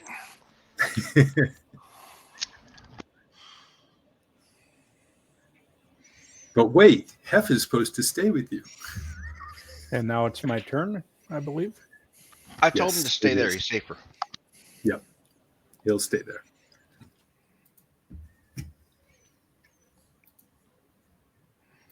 Yes, Mike. Definitely your turn. Yep, that hits. Which one are you attacking?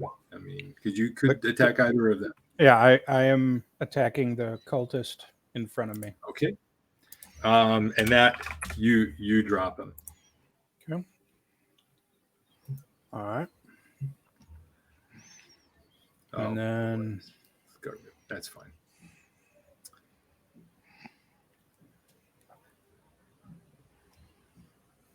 Okay, and I'm done. Smok done. Okay. Yeah. So the dragon claws, I'm just going to roll a couple rolls here. Let me that. Roll a couple. All right. So one of them's waking up faster than the other. I'm going to give him half a move, and they're done. The cultists. So these cultists up here in the room with Luna, they put the chairs go flying. The table gets pushed over the dead body of their companion, and they come moving around and surround Luna. And they're all going to try to attack him. They have advantage.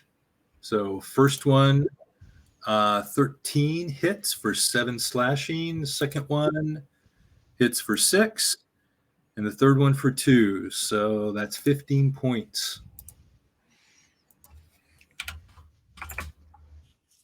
All right. Still not bloodied. And it's Hef's turn. Hef has one that he can attack right there. So he's just going to take his short bow and hits for 2. Not a lot of damage, but he is consistent. Leosin is next to him.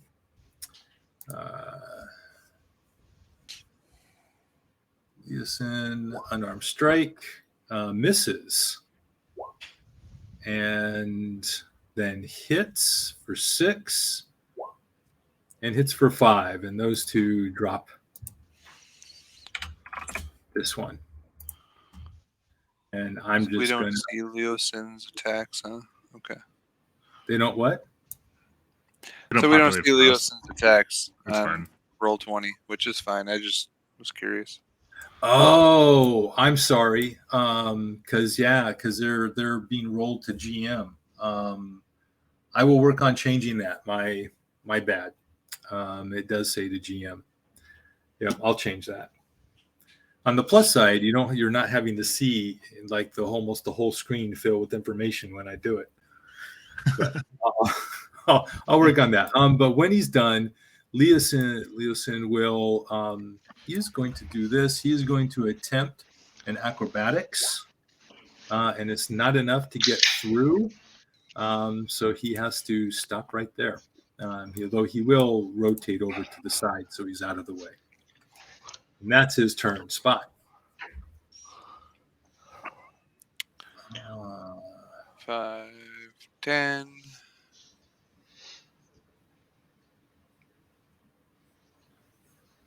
Let me see if What I is can. that? The 12. I'm sorry. What is the 12? Oh, the 12 is the room number that you're not supposed to be able to see because it's supposed to be on the GM layer. How's that? Can I try to do an acrobatics to get past this guy to the other side of him? Yep. Either like parquet up over the wall to the other side of him or something. What do you want? Just roll acrobatics? By the way, if you tell me, I think I can give you guidance. Although, is that an action? Never mind. That's an action. Never mind. You'd have to have your reaction, which you already do. You still have your reaction this turn, so you could use your reaction to do it. It's up to you. That's probably not going to do it though. Mm-mm. So I fall short and land right there, trying to get over him. I'm not sure if I can go there because of the way the wall is, but you guys are ruining my strategy. This is the other woman, and she is blind. She's blocked both Leosin and you now from getting past her. But you can still, you can try to attack. My attack. Yep.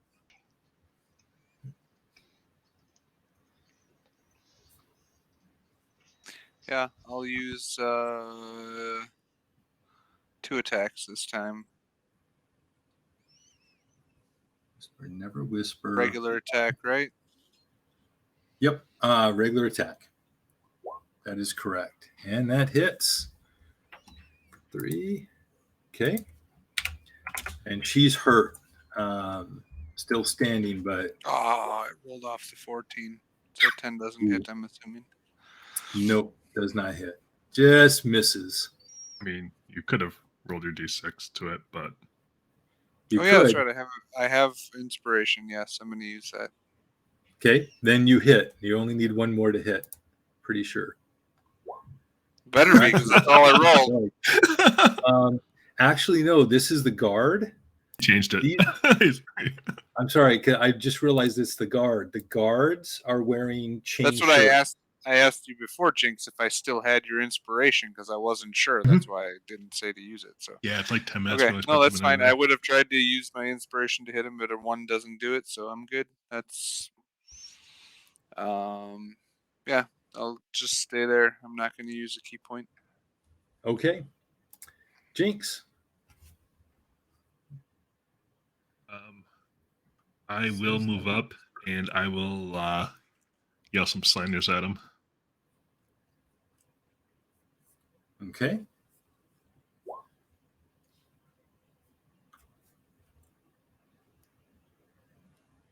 All right, vicious mockery, and this is on the guard still, right? Yeah. See how she does now that this one can clearly hear you. Oh yeah. 4 points. So do you have an idea of like at least the context of what you tell her? All she is good for is a doorstop, and she needs to get out of the way, help her, the real guards, whatever. She has this angry, intent look on her face as she's pushing back Leosin and Spot, and she looks past Leosin at you with this blank look on her face. And there's this shock that reverberates through from her head down through her whole body, and she falls to the ground. And then there's an echo through the cave. It goes.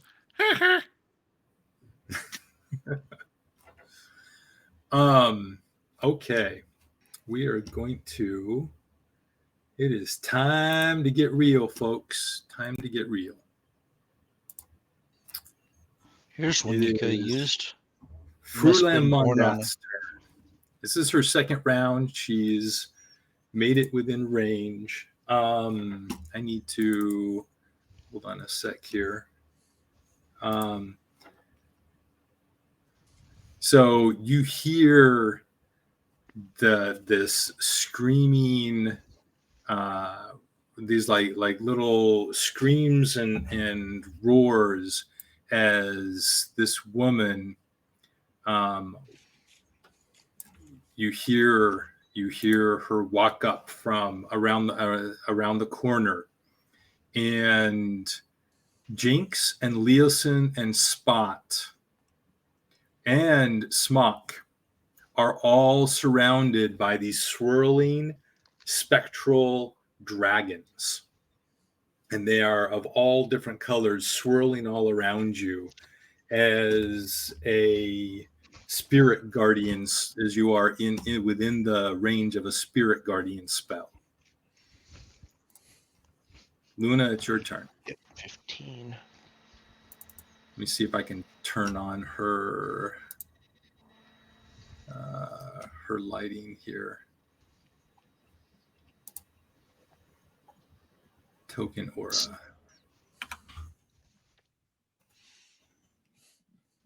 Weird. Since this one, This way.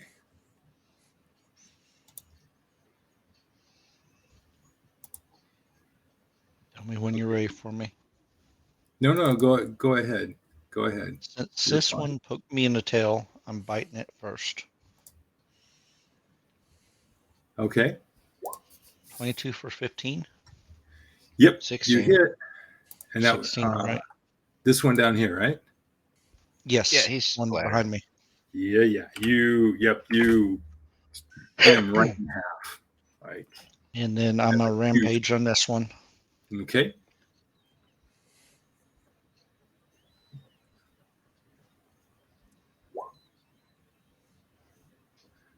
Yep.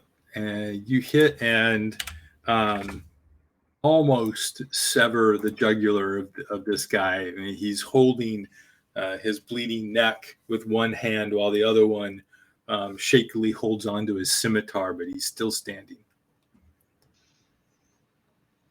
Are you moving, or is that it? That's everything I can do. If I move, Yep. Yeah, We and take they a don't- attack opportunity. Yep. All right, Alamir.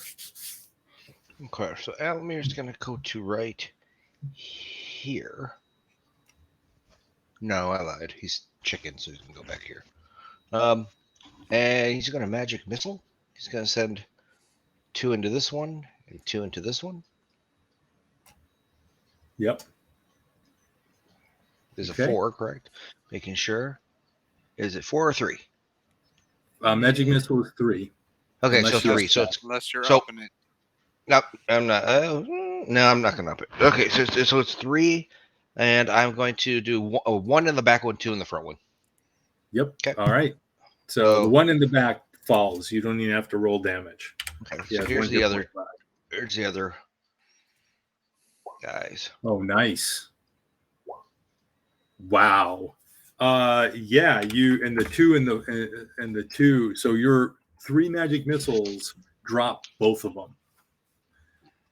As these bolts just explode in their chests and the sides and backs of their heads. And I tell Luna, you might want to get back there because there seems to be a commotion. You see me look at So you say them, and then roof. Yes, I speak you see me hyena. look I at actually do. them, and then look at you like, you just took my bone. You took my chew toys. And if he does not understand common. I don't know if in that form he I doesn't. can. I'll be Okay, heading well, that way I was next. going to That's my send him a plan. message. So Check my Okay. cheat toys though. little, little Smock, text. for the I still beginning get of to your move. turn, you need to make a wisdom saving throw, please. As these spectral dragons go swirling around Oh, you crap.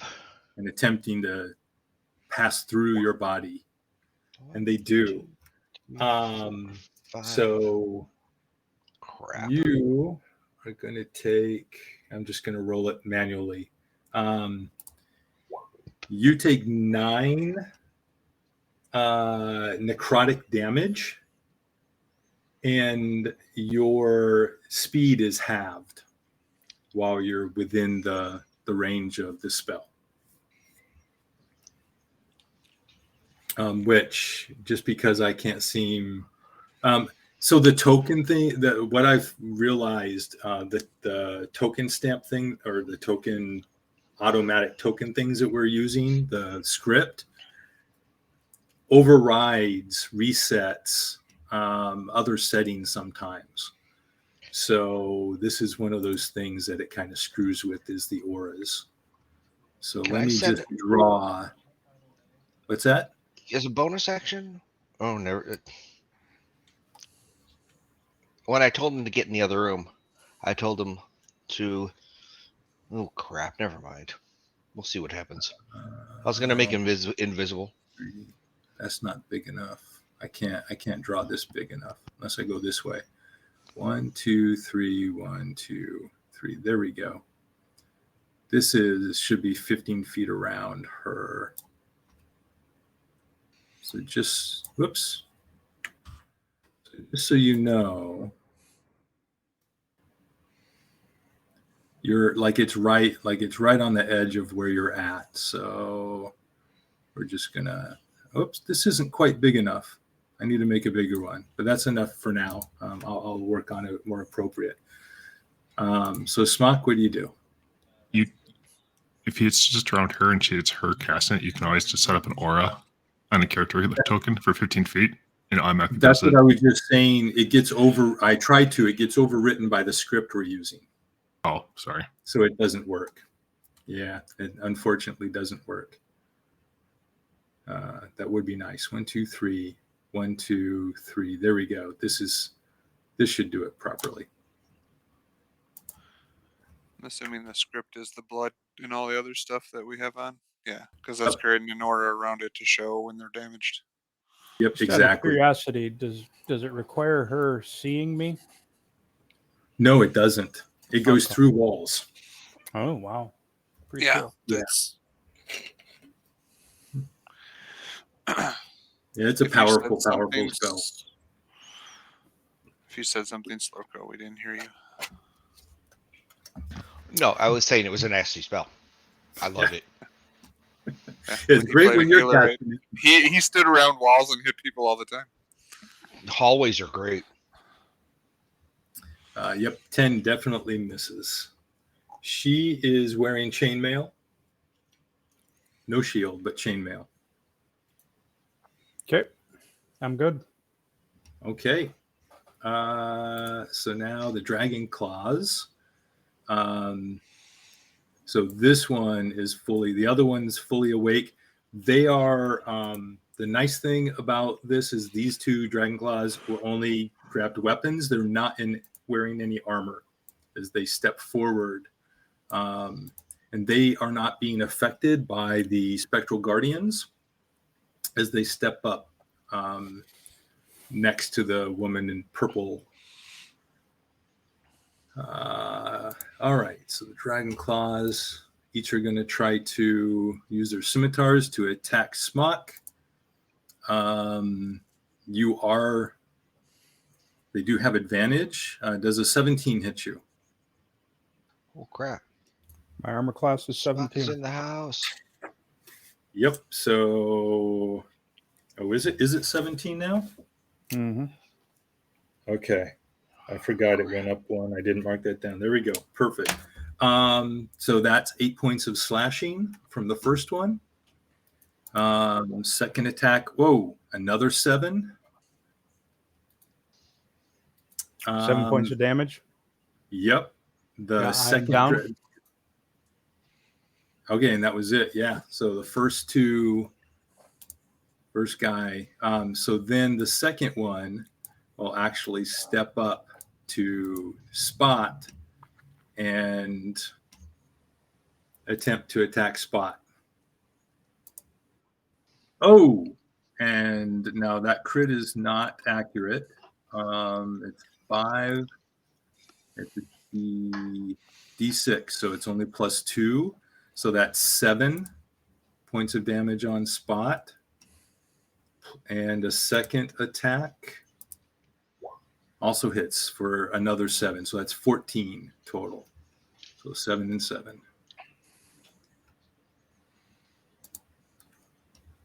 And it's Hef's turn.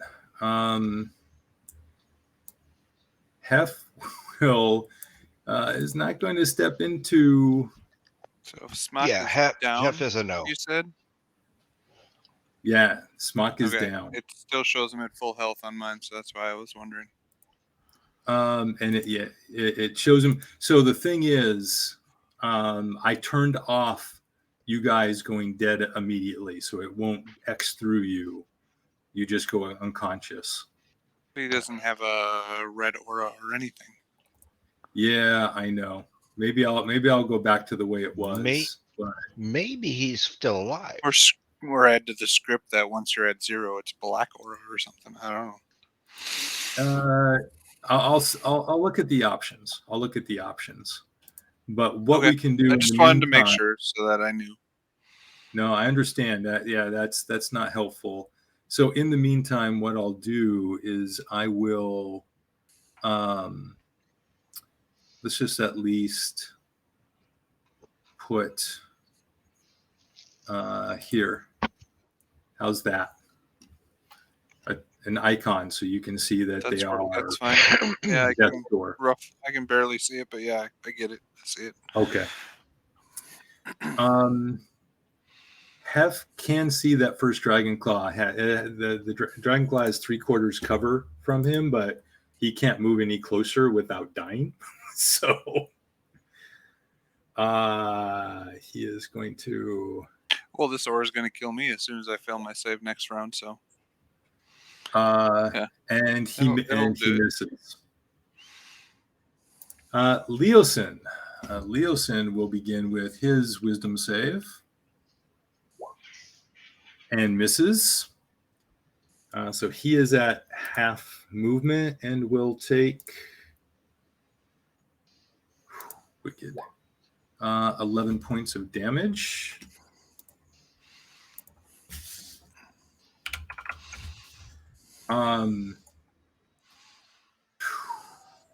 He is going to attack the Dragon Claw in front of him. And I know you guys can't see it, so I wasn't able to. You know what? I'm going to do it this way. He gets I like this anyway. He gets +5 on his attacks. So here are his, I'm just going to roll D20s. So against 12, 24, and 7. Yep, and he needs a 16, so only 1 hit. So it's a D8 +3. So 9 points of damage.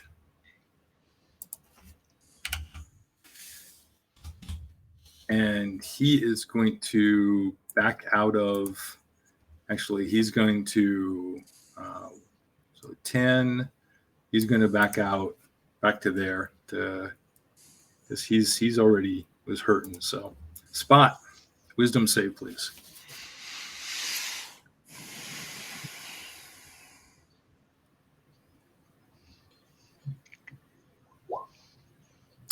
And you make it. So, but I believe it's still half damage. Yeah, it's half damage. But he has full movement. Yep, has full movement. We'll see. Maybe this will roll really bad. So half damage is 7. Drops me, but my orcish thing pops up, so I'm back at 1. You get knocked down, but you get up again. Everybody, there's a reason why I chose that as my race. So at 1 hit point, my action then is going to be my Breath of the Dragon. Ooh. Just straight in front of you?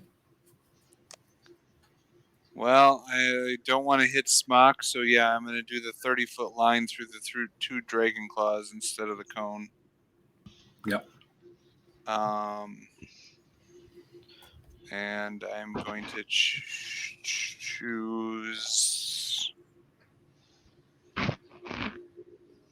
I don't know. We'll go with cold damage. So a dex saving throw, DC 12. Before you do that, because this might change it, I totally forgot this. Remember, I totally forgot that those dragon claws are not wearing armor. So actually, a second of those attacks hit from Leosin and did another 8, which drops this first one. So there's only the one undamaged one in front of you. Well, I still don't want to hit my friend, so I'm going to do the line of cold damage to the one dragon claw then. Got it. So dex saving dex throw. Save? Yep. Dex save. Oh, natural 20. So he takes half of that. 3 points of cold. Yep. And you know he's in his nightshirt, and it hits him, and you see him shiver as frost covers his chest. Half as much on a successful one. Okay. Yeah, then with him dead, that's good because now I can move out. Yep. Jinx, wisdom saving throw, please. And I still have an angle down the hallway to throw darts if somebody walks in. So you are at half movement, and you take 12 points of necrotic damage.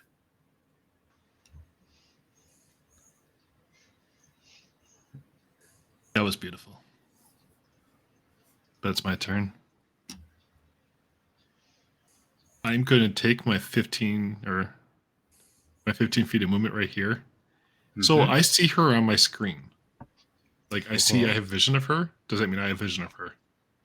So from where you're at right now, no. You could go to here, squeeze in, here. So you're saying like I could have went 5, 10. Yep. Yeah. And you would say I have vision there? It's the same direction. Just barely. You barely have vision. If you're doing, but you can also go on the guy who's downed, and you have a better vision. Down one more. No, because then he can't move back out, and he's only got half speed. Yeah. Oh, he's not staying in the circle. I thought he had full movement. Sorry. No, I'm gonna end up probably dying here no matter what I do here. Honestly, though, aren't you better off pulling back and letting them come to you? Yeah. Honestly, this whole thing, that right there. As soon as she gets in this room, we're all dead anyway. So, because her old order was going to take up the whole room. So. Yeah, I needed to see her, but that's all right. Okay, so I was right here. I guess I will just back off, and. But you you can see her and then back out of it. So yeah, but she's just gonna step right by me right away, and since I'll be the front line now, I'm dead. So I'm just gonna back out right there, and I guess I will quaff a potion. I think I have a potion of healing laying around somewhere. Damn, left it at home. You may even have. Isn't there? So remember, if you're using your whole action, you automatically get full hit points from the potion. Yeah, I'm gonna quaff the potion of healing, so it gives me 10 hit points. Yep. And that is what I do. And that is the potion's gone. Bye-bye. Okay.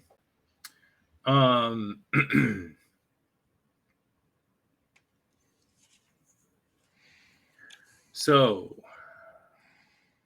yeah, this is we're just too tight of a location, and I couldn't get vision of her far enough away to make my one good play on her worthwhile. So you hear this voice, the voice of Frulan Mondath, ring through the cavern. Where are my would-be attackers? Come and play with me. Feel the might of the Dragon Queen. The might of dragons in flight. And she is going to, she's very confident right now. 1, 2, 3. She's going to step up to here and just see what's around her. And she looks and she sees Alamir and Leosin, looks over, sees Hef and Jinx, but she was going to step up here. And she is going to she'll step here, and she sees Leosin in the back behind Elamir. I see you, spy. Thank you for giving me a chance, another chance. I will not let you live this time. And her halberd reaches over the head of Alamir and attempts to attack Leosin. You guys don't see these either. It's going to GM. My apologies. I will work on fixing that. The first one is an 18. It hits him for 12.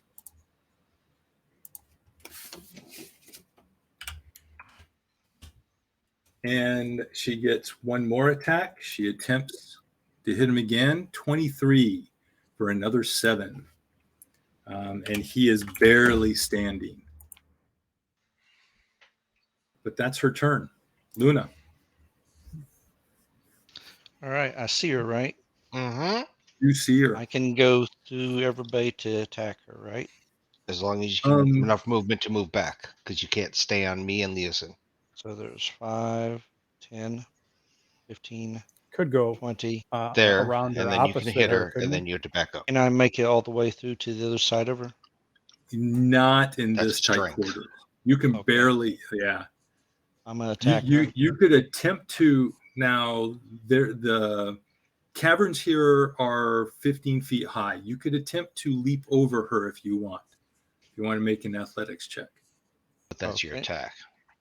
Yeah, would that? Well, count that as would my be attack? it's actually part of his movement. And Okay. then Okay. I'll try to leap over her. As long Okay. as I can still attack. So afterwards. here's something just to understand. If you Okay. If you don't, never mind. So you Athletics, are not acrobatics with the dog. A leap is athletics. Yeah. So before you don't do roll it, yet. I'm holding I'm my just going to hands up. explain to you. If you attempt to do it, but you fail, it's going to use up that 15 feet of movement that it would have taken to get over here. Okay. And you will not have enough movement to back up out of the.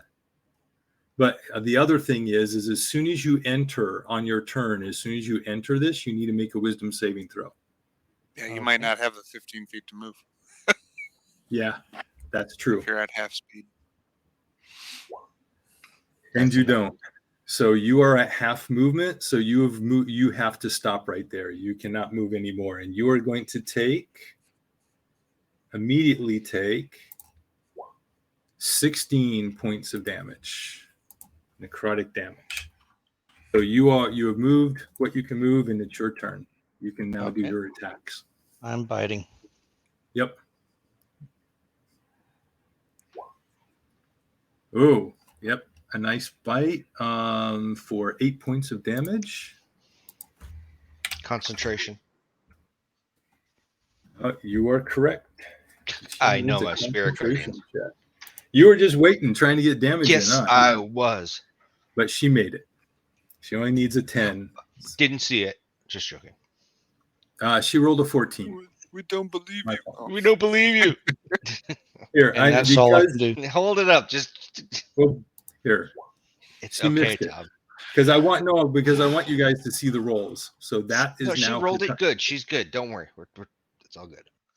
So I'll tell you what. From now on, I will roll her dice rolls like I switched Leosin's over. So, but Now, she do made you that get one. another She rolled a attack, 14. Bear Boy or Dog Boy. He only gets one unless he kills something. Okay, never And mind. that's all I can do. Yeah. So since he can't land on the space we're in, both me and Leosin, does he fall back to an open space? Or now am I fighting through a dog? You are so correct. So really, what happens is here's what I'm going to say because or of the way the push them out of the way. You kind of fall between us and squish us. All right. Okay. Yeah. All right. Yeah.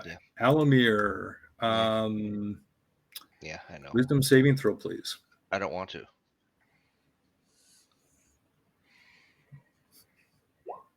No. And you have half movement, and you take 16 points of necrotic damage. Yeah. Okay. 16. So can we cancel that? Do this. So what new characters are we creating, guys? Because these definitely were not the ones in the Okay. big vision. I need you to roll. Too soon. Too soon. Okay. 4 concentrations. So you're doing an upcast? Yep. There's 1. Yep. There's 2. Yep. There's 3. All right. And 8. there's 1 more. I'm getting it. 4. Yep. 12. So that's first off minus 12 damage. She's definitely beginning to tire and look frazzled. She is going to roll 4d20. And the very first one fails. Okay. So so the spirit guardians goes down. Ouch. Well done, sir. Well done. And she has not attacked me. Not soon enough. Yeah. Sorry. For her bonus action, she's going to, just because she's irritated. Oh God, I don't have any of that either. Again, Alamir, loves to not be the center of the spotlight here. So he is going to, oh crap, in a basket. Who's to say 5, 10, 15, 20, 25, 30? Ouch. 5, 10, 15. I have to see. 5, 10, oh, let me see something. I'm just trying to figure out which direction to go. Keep in mind, you already used your actions, so you can't disengage, which means she's I'm gonna Misty Step. Oh, right, Misty Step. Totally forgot you had that. But yes. I'm going to try and not die here. Medicine does not bring anybody up. Sorry about that, Smock. That's if you have a kitty, take an action to do it. Would you take a kitty? No, if you have the kit and you take an action to use it. No, I didn't. 5, 10, 15, 20, 25, 30. I'm just going to Misty Step back here. At least there's some people between me and her. All right, that's it. I'm done. Let me get rid of my Misty Step. Yeah. I'm just going to move these cards out of the way. There you go. Misty Stepped. Okay. And the beautiful thing about what you just did is you kept Smock from being able to be killed in his first round of death saving throws, because he would have immediately taken 2 death saves from the spell. But I already have my barbarian queued up. Come on, All right, Spock. Scott. What do you think I've been writing up the whole time? Do I hear we're doing a group of barbarians next? Barbarian dwarves. Halflings. You. Okay. Not dwarves. Ninja Nobody likes Bujin. dwarves.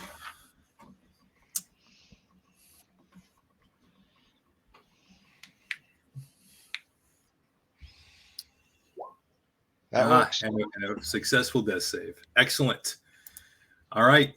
The Dragon Claw. He will come forward and he will step past Mondath. And as he goes by her, she whispers, "Wait, why did Spock Misty move?" stepped? He Misty stepped. I just want to see what's going on. I'm out anyway. I just want the view. Not a problem. No problem. Just No, wondering. he's dead.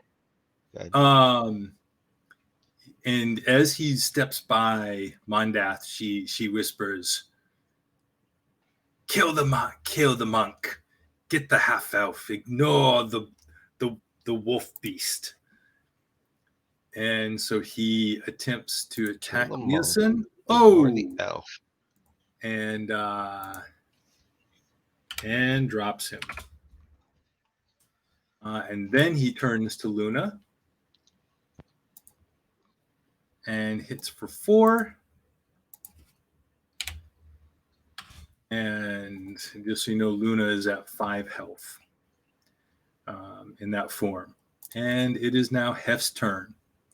Hef will step back here and take the shot. If he moves down one more, he's not undercover, is she? He's get regular shot, right? It's a regular shot, and nice. He hits her. Not in the back. That's going to piss her off. In the back. Yes. For a beautiful shot right in the back, and she screams, and she curses. Both curses and screams. At him. She looks back, and she goes, "To the hells with you, boy. You will be there soon." And Leeson now needs to make a death saving throw. I'm just going to roll a d20, and he fails. You know, watching this Twitch stream is great for seeing hit points. Yeah, yes, it is. Spot. Come on, Spot. What would you and your 1 hit point like to do, sir? Damn it! This sucks.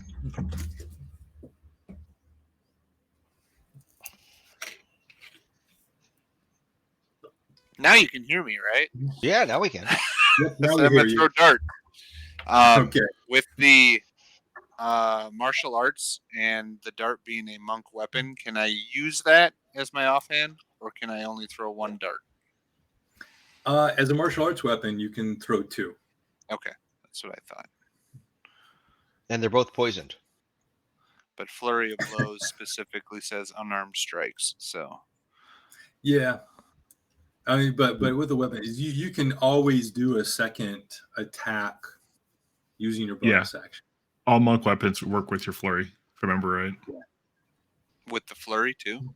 Yeah, that's why you can use if I remember right, you can actually use a bow staff at early levels to get the D8 D8 instead of the D4s. Yeah, and because of, darts don't do a whole lot anyway. Like even if it's not raw, right now, so yeah, it's a magic missile, fist, basically. So okay, I'm gonna do key point then to do 3 attacks for 3 darts. So that misses. Do I have advantage? I didn't even look. You don't. Nope. There's no one around her.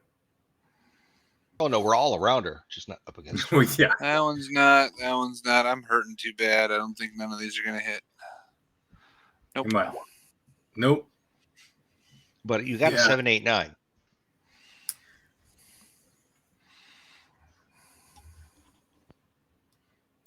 All right, Jinx. So this is a waste at this point because she's already obviously bloodied a little bit. I'm going to cast Heat Metal on her and just walk away. And unfortunately, it's really a waste of spell because she's ready there. There is no save. Right. So, But and it's next that, turn. it does It like a takes D6 each round, right? 2d8s, and it does 11 points of damage. And since he's wearing heavy armor, it would take her 5 minutes to get out. So the spell would be gone. Yeah. I mean, so Okay. 11 points of damage, and I just walk away. Her armor, you hear her, she goes, "What? No. You. Was it really an or was it more of a ah? Well, not yet. It hasn't done damage to her yet. She's having hot flashes. Oh. Right? Because it takes a round to heat up, right? No, it's instant. The first damage. Oh, it is. Instant. Oh, it did do 11 damage. Yeah, her armor goes into a complete red hot state. And she goes, "Chris, you are my pretty." And she double moves. 3, 4, 5, 6. She can run. I don't care.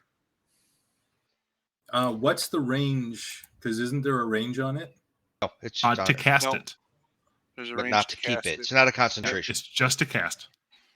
The rest of it's concentration. It's an assassination. She would probably know that, so I don't know. Cast, I think she'd want to like stay and do a fight before she dies. So she knows she's gonna die with Mm-hmm. Yep, she does. So she is instead going to go 1, 2, 3, 4. Steps on Smock. Oh my 5. God. She is going to go past Hef. She's gonna fall on Smock just to burn him too. Desecration of a body. You die. Hef is going to get a chance to strike out with his dagger at her, but he misses. If he survives this, Hef has to level. Come on. And then she is going to actually, you know what? She only had to go to here because she has a halberd. So Hef wouldn't even have gotten that attack. She is going to attempt to strike out with her halberd at Jinx. And she gets +5, so that's a 16. Does a 16 hit? She also has disadvantage. Yeah, she's on fire. Yeah. She pays more attention to her armor. Okay. I was not aware that it gave that as well. All ability checks and all whatever. Then she misses. Yep. And then a second attack, which also misses. Yep. Excellent. Is that all you got? Luna. Burn. Yeah, don't do that. All right. Don't flick the nose of fate. So before I do anything, since I'm so low on health, if he hits me, that'll drop me out. And then if I have not used a bonus action, then I could go back in. Or I could use an action, go out, and then bonus action back in high again for full health, right? Yep. You can drop the form for a free action. It doesn't cost you anything to drop the form. So if I drop it free action, could I heal? Or I could either heal him and then go back into full, or I could go back into full and bite the dragon claw. Yep. So I gotta make a choice here. So I'm gonna drop out to Luna, which I'll just put there. I'll just put right there for a second. And then I'm gonna use what's the biggest healing spell I got on him. So I've got Cure Wounds 2d8, or I got Healing Word for 2d4. So Cure Wounds looks like the biggest one. Yep. Or second level. Outcast it. Yep. Also keep in mind when you are, as a bonus action, when you are in your wild shape forms, you can use your spell slots to heal yourself too. I'm pretty sure that's how that works. Yes, I was reading that. So 17, wow. And then I'm gonna go back wild shape to the hyena. So I have a full 45. All right. Very good. And wait, I just gave him. Wait a minute, hold on. Let's try this. There we go. Leosin is lying there. Look, his eyes open, Poisoned. flutter open. He begins breathing. And Alamir, it's your turn. All right, so I'm gonna go behind this dude. There's just a normal shot on him. Not an initiative shot. These guys haven't hit yet tonight. Have I hit this time? 16? Yes, you hit For 10. So he doesn't have any armor on. 10. Oh, damage. What? So it doesn't drop him, but like, where does his bolt hit him? Right in the groin. Right. Okay.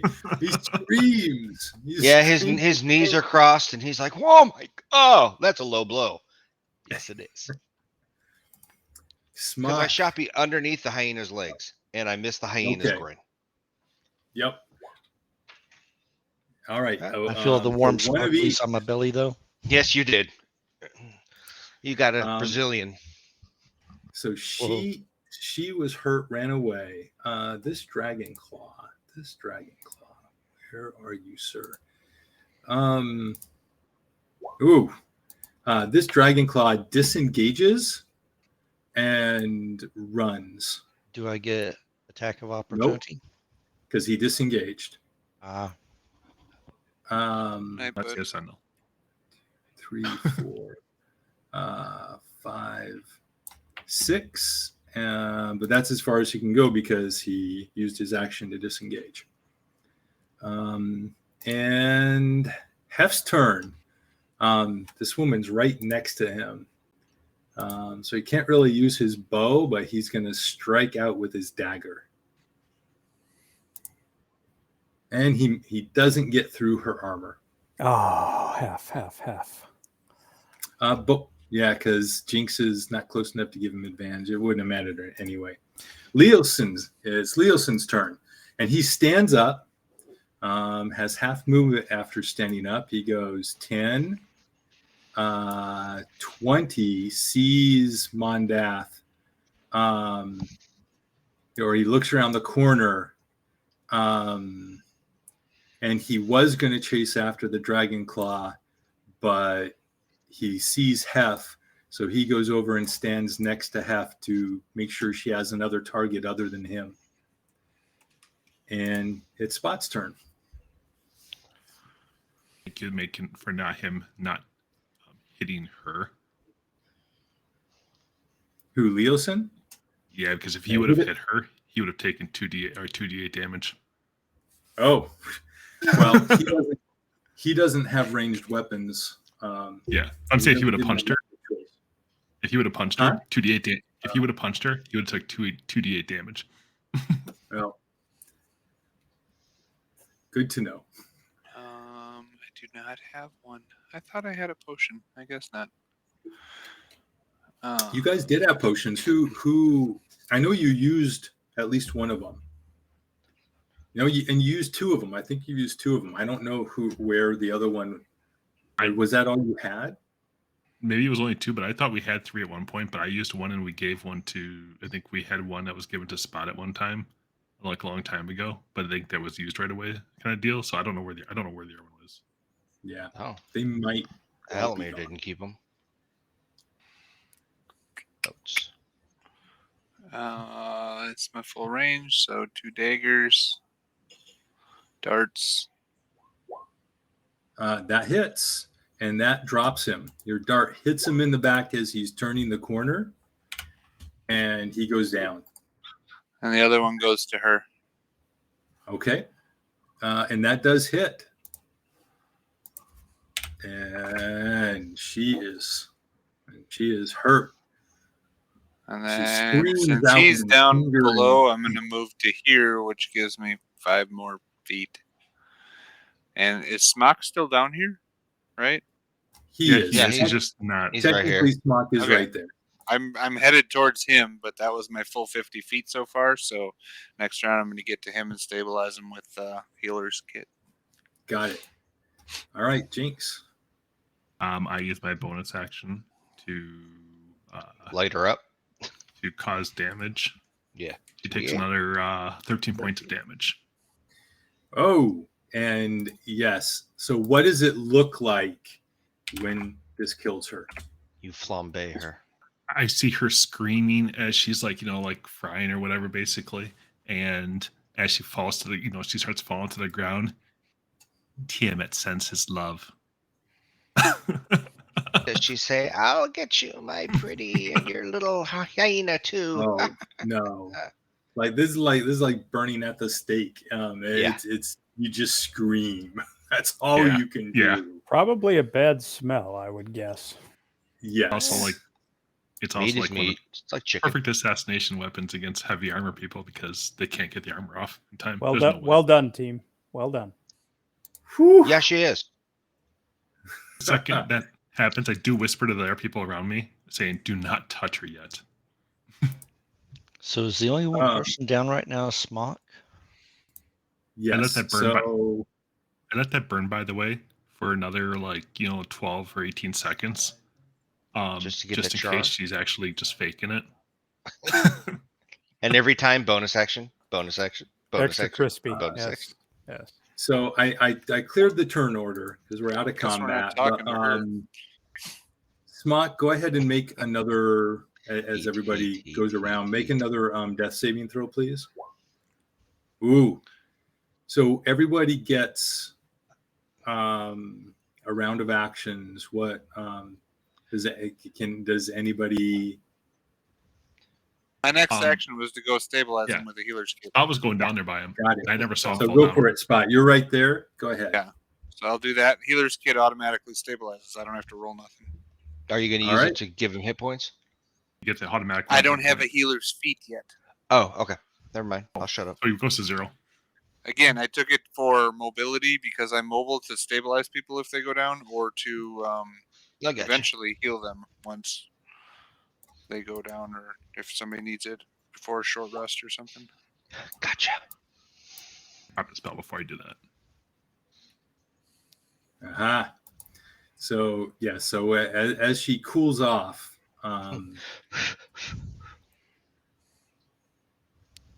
so Frulum has a halberd and her chainmail, which is really nice, but doesn't look. Neither of them look like they're special in any way beyond just being good quality. It's purple chainmail. Funny, but are they in the dragon cultists signias and stuff? Yep. So they are. She has it's in addition to the chainmail is all the other leather and cloth. That's all gold trim, black and purple. Lots of purple. Do we know if there's a bounty on her at all? Not that you know of. We will grab something off of her regardless. So if all she has is her chainmail and her halberd, nothing else. Yeah, that's all that's on. So she has a rank does she attain? But like all the other, or most of the other, all the cultists, there is no, like the mercenaries are the only ones you found coins on. The cultists don't have any money on them. Right, but what the rank do we see her as wearing, or don't we? She's aware of purple. Yeah, she's high. Purple. Okay. The chainmail might be a little heavy for us to carry around if nobody's going to use it. Heal me. Well, if I'm we come assuming back, Smock will heal. We'll use it if we give it to him. But somebody want to heal him first? Heal me. I'll come down there. Wake him up a little bit. Slap him I around. will heal him. Mind you, I am not the best healer. I am not the healer in the group here. 1 hit point helps. No, the dog's the healer. He's got to come out of his doggy position. But that's the reason I'm taking healing. If I go out of wild shape, I cannot go back in for an hour after our rest. That's fine. We're Gets not a in whole fighting anymore. 7 hit points back, which is almost maximum for that healing spell. You're higher than me. Be happy. I'm still at 1, so. All right, where's the fight? Let's go. Is Alamar invisible? Is he finding anything? So Alomar, you go into that room, and it's as it was described to you by Luna. In there, Table was like right there, I think. The maps and yes, notes there's and stuff. the table. All right, it's a simple but comfortable chamber.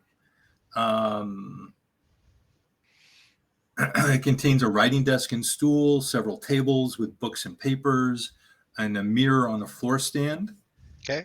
2 oil lamps and thick rugs completely cover the floor. And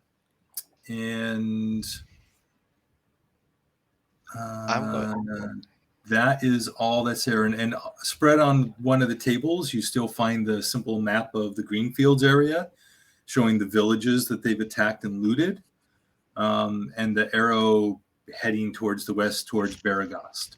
All right. I'm going to pull out my wand, and I'm going to aim it to the east. So if a secret door or trap is now found within 30 feet of me, the wand will pulse and point me towards it. There should be an opening over where I was at. Right so, there. Well, under the thick rugs, there is a hole in the ground with a tunnel that heads down. And Luna did talk about that, because Luna did go down there when she was here before. And what about up in this room? That is her sleeping areas. Is there anything in there? There's nothing of interest. You find spread out on a side table with a next to a pen and ink jar. You find some very badly written poetry about dragons. Okay, gotcha. All right. So so what is the general plan at this point before we end for tonight? Short rest. Use some hit dice. Was this entrance coverable that we took out through here? In terms of like blocking it?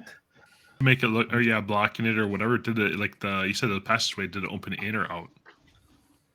The passageway looks exactly like this. Here's okay.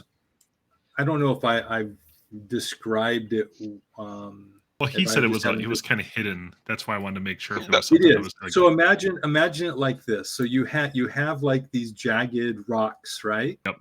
And what it looks like is you have these jagged rocks, but these rocks back here create like this optical illusion that makes it look like they're right here. I totally smell what you're cooking. Okay. But so it is wide open. She's still cooking too. Okay, but you have to kind of know it's there. Yeah, but those who do this area should know it's there probably, though. Let's go get those eggs and smash them. Come on, Al, you can get it in. I'm over by the area. I'm waiting for Al. Yep. I'm guarding the trapdoor, I guess. So are you moving on, or are you taking a short rest or attempting to? I'm still kind of waiting for Jinx to say what he was trying to say before he was stepping on 6 steps. I was literally asking if we were going to take a short rest, and if we were, I was going to take all the bodies and just pile them up in this area right here, just to make. And you also have tables and chairs and beds that you could pile there too. I think it'd go bodies. Yeah, that's right. With her sprawled off right in front, so they would see her body sprawled out like non-crucified, but you know what I mean, just kind of sprawled across like she was the cherry on the top. Barbecued. Yep. And so Luna, if I were you, I would get out of your shapes, because if we do a short rest for an hour, you'll be able to use it again. Yep. So that's the plan. So is that the plan? I'd say a short rest in this room or this room. Or likely this one. Unless you want to take it way down here. I say we take it way down here, and we just have, we pile up the tables and stuff on the rugs on top of that, so we know if anybody's coming in. Well, it's not like we're sleeping; we're just resting. Correct. Yeah. Yep. So I'm going to move all these up here to kind of represent a pile. Yeah. And I like I'll that. rest right there in case that little dragon kobold thing comes back if you guys are in the other room. Correct. If you are going to rest there, I am also going to do the Song of Rest to give you guys an extra D6 if you guys use hit dice. Yes, I do. Is it a D6 per die? No, it's just an D6 extra in general? D6. Just Okay. D6 in general. All right. So at level 8, it'll be a lot more. So you're attempting to do to take a short rest. It's quiet. With multiple entrances. So, Smock, why don't you roll me a luck roll, please? 2d10.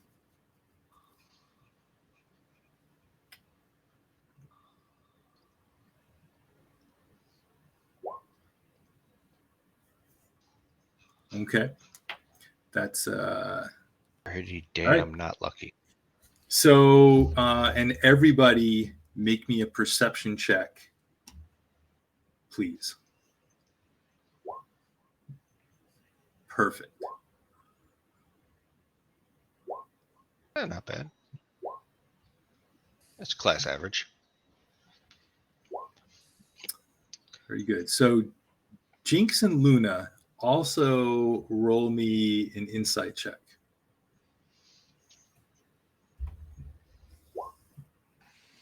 Wow. So Jinx and Luna, you hear noises from the main cavern that up above to the north. Yep, where we saw the. Yeah, and while Luna, you hear the noises, but you can't quite tell.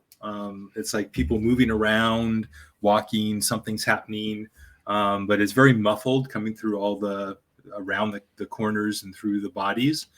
Jinx, you can identify specifically the movement, and you interpret it as a lot of bodies with clawed feet. And with the flapping of wings, moving like leaving the cavern, like heading towards the entrance and to leave. I would whisper that information off to the people in our little group here, but I also, in back of my mind, saying I think we should just remain quiet and let them leave because it doesn't hurt us to have them leave. And unless they're carrying the dragon eggs. Yeah. Everybody go ahead and take a short rest. Jinx, you want to roll your Song of Rest for the extra bonus to the extra 3 hit points. Very good. So everyone who uses hit dice can add an additional 3. Yep. Regardless of how many hit dice you use, you get just 3 bonus.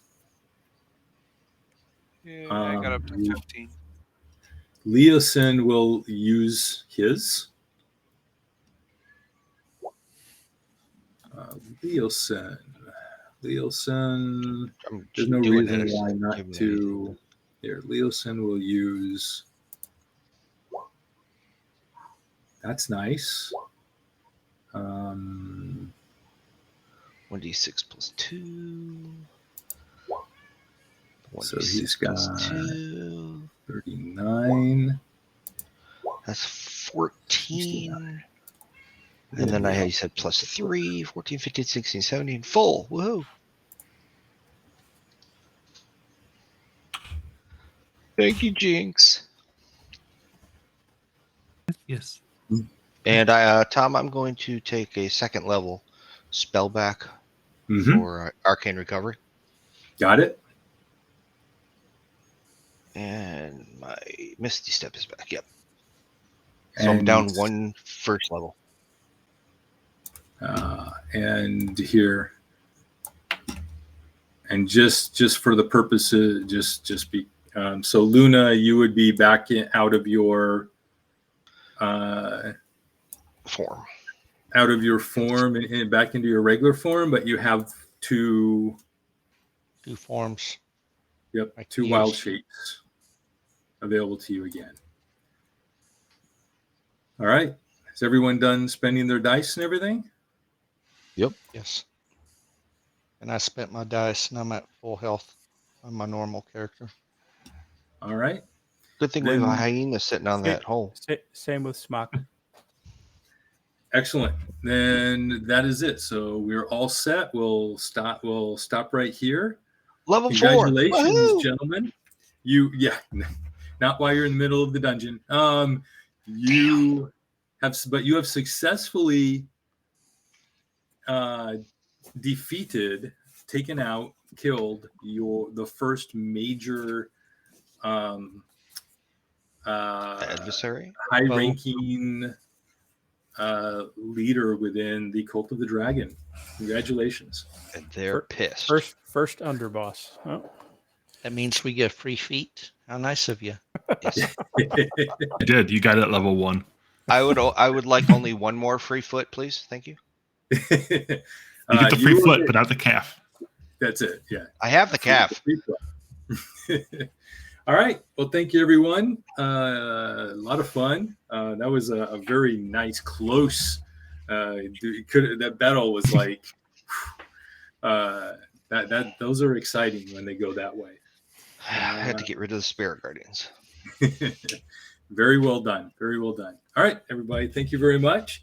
We will see you all next time. Yep. Thank you all.